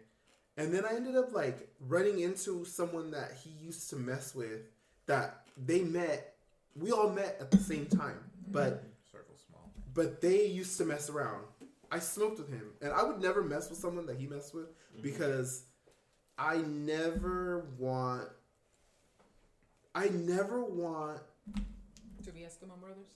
No, it's not that. Well, kind of in a way, but I just never want, because everywhere we went, he got all the attention because he was like lighter skin, he was thinner, and he had more like fashion sense, and so like I know like on the visual appeal it was him, but on the personality appeal it was me. And what I noticed would happen is we'd go places and we'd meet people, they'd always go for him, and then when they realize, oh, he doesn't really have a lot of personality, and then like I'd be around, they'd be like, oh, well, what's up with you? It's like, oh, no. You don't get to go and pick mystery door number 1 and then try to come back and go this mystery door number 2. Ooh, that's happened to me. I don't like that. Like I won't entertain it at all. And so anyways, because he had these 2 friends that lived in my city, like I smoked with them each one time, but I told him about it and he just stopped talking to me. So I was like, what the hell? He's like, oh, you're kicking it with all my frenemies. That was it. Right? So we didn't talk for a while. It was like, interesting. Okay. Then, you know, I guess he like let it go. And I was like, well, we got to talk about it. Like, because this is the second time he cut me off without saying, you did this. It bothered me.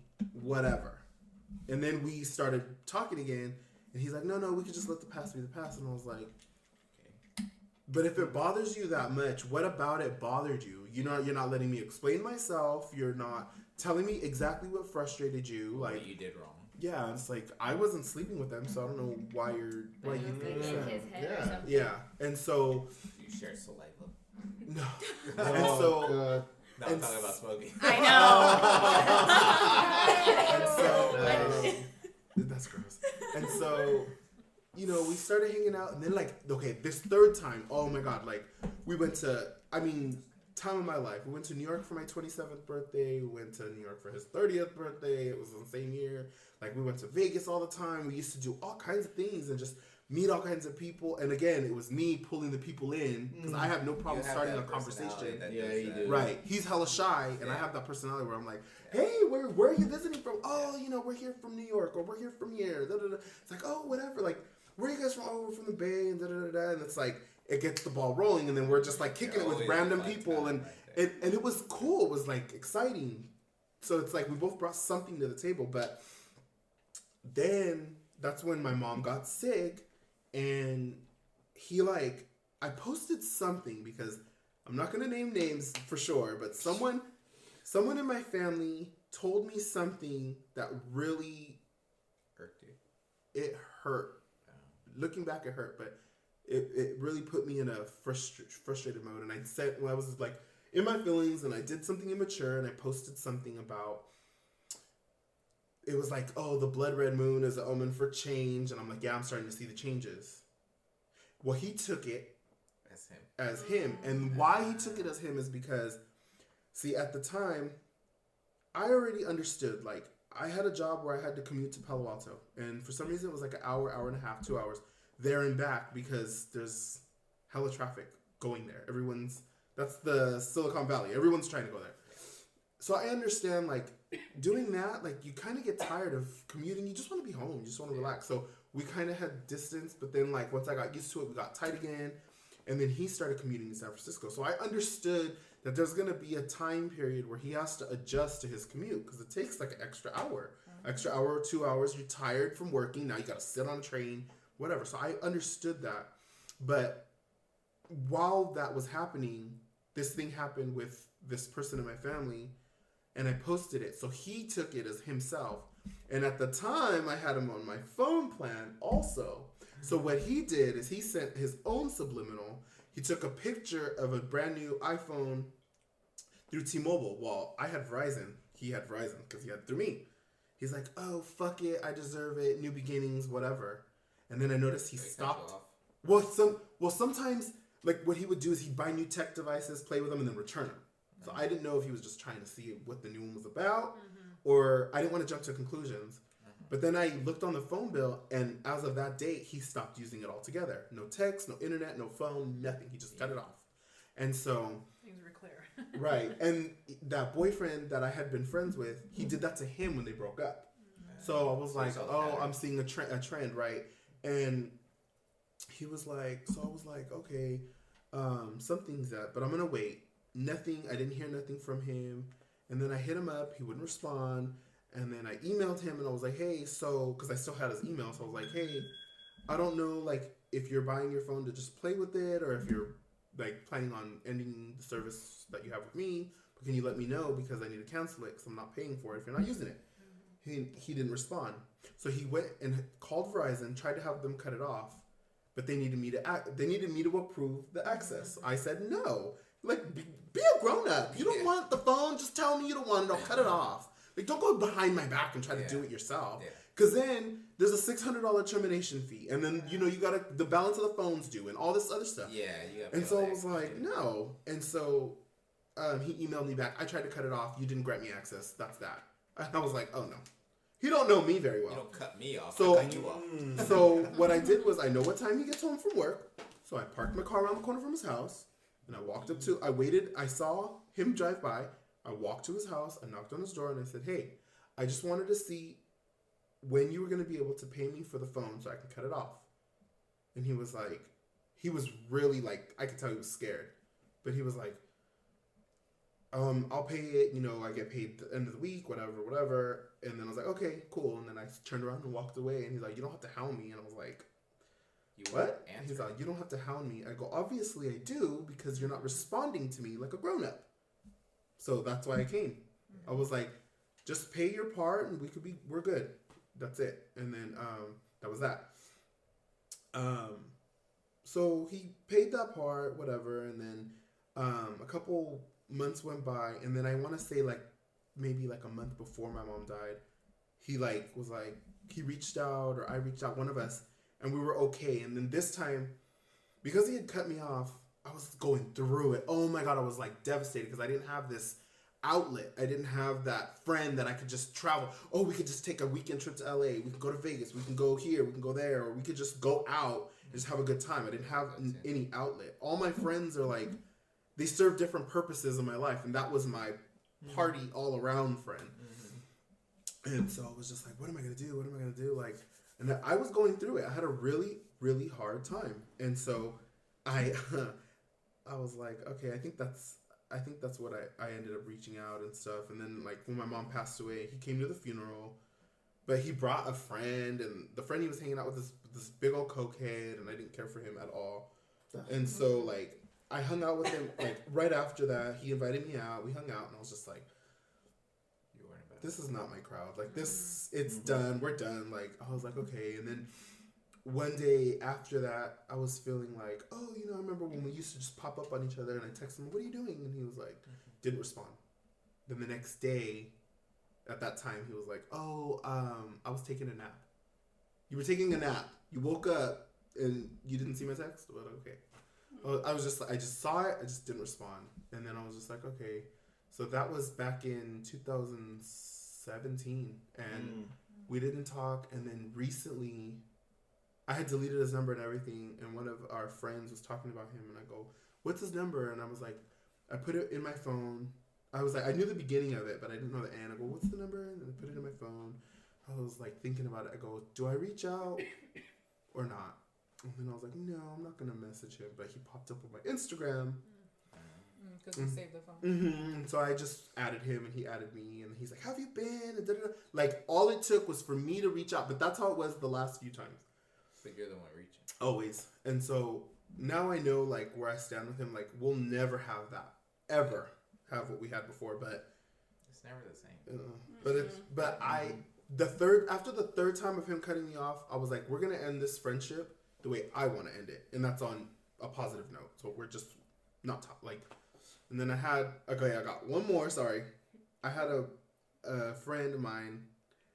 I'll keep it short. Long story short, we were friends. We met when I was 20. And I think we stopped talking like 2 years ago because our political views were completely different, which I liked. I love having opposing views because you challenge me to think and I challenge you to think. But the thing is if you're, some people are really set like, oh no, like this is it, this is how it is, whatever. And I think that that's fine that you believe that, but like, if you don't even take the time to think, were you making a point or were you just talking out of your ass? Like, you're really set in that, you know, like, you don't, if you're like, and I asked him straight up, I was like, when we have these conversations, do you ever think about what I say? And he's like, no. Oh, I know you're doing that. Yeah. And when I said that, no, you guys never met him. Okay. And so when he said that, that to me is like, you don't value my opinion at all or respect me as a friend or a person. You just think I'm stupid and my opinion doesn't matter. And so when I said to him, I was like, you know, I think about what you say. I take it into consideration. And I really think about, you had valid points with these things. I agree or disagree. That's all there is to it. Like, I don't go home and dwell on, you know, it's not about that. It's about, oh, you're my friend and your outlook on life is this way. There's a reason you think what you think. Now, do I value it enough to take it into consideration and think about why your points are valid and why it's important to see it from your perspective? Absolutely. But am I going to change my mind? That's a whole different thing, right? And so him just saying flat out, no, I don't think about what you say, is basically like, I'm having a conversation with you and you're talking at me. And so I was like, well, that sucks. And he's like, why? And I was like, because I can't be friends with someone who doesn't value my opinion. Whether you agree with me or not, it's a completely different story. But if you can't take in what I say, even a little, and just even if you're like, he said this, he's fucking stupid. Why? You know, whatever. Or like, he has no idea what he's talking about. Or no, because X, Y, and Z. No, he's wrong and that's that. That to me, that's not a friend. That's not someone that should be in your life. No.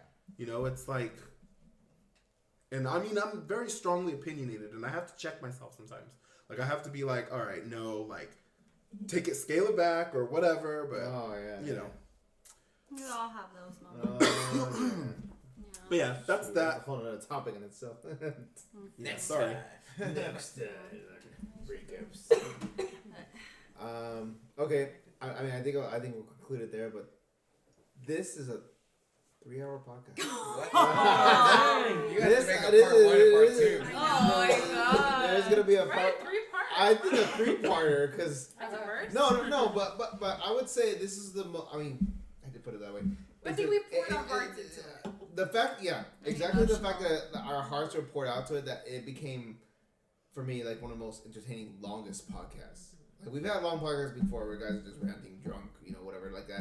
like we're drunk ranting, but like this was like an emotional rant where like we all poured in something, and whoever's listening to this, like we take what we had, you know, the experiences we went through, and you know. Thank you for opening up. Yeah, thank you for opening. Everybody, fucking everybody. Oh my god. Please bleep those names. Yeah, shit, I bleep even the cried. names. Yeah. You guys, I don't cry in front of people, so that's all. Hands down for Jessica for picking the topic. Good job, Jessica. You know I was talking to Stephanie earlier. Like, we wanted to have you guys for sure on a podcast when we were talking about wedding stuff. And here we have a topic about breaking up, and I was like, oh my god, I can't believe we're bringing them on here. The next one. Yeah, maybe the next one. Yeah, for sure the next one.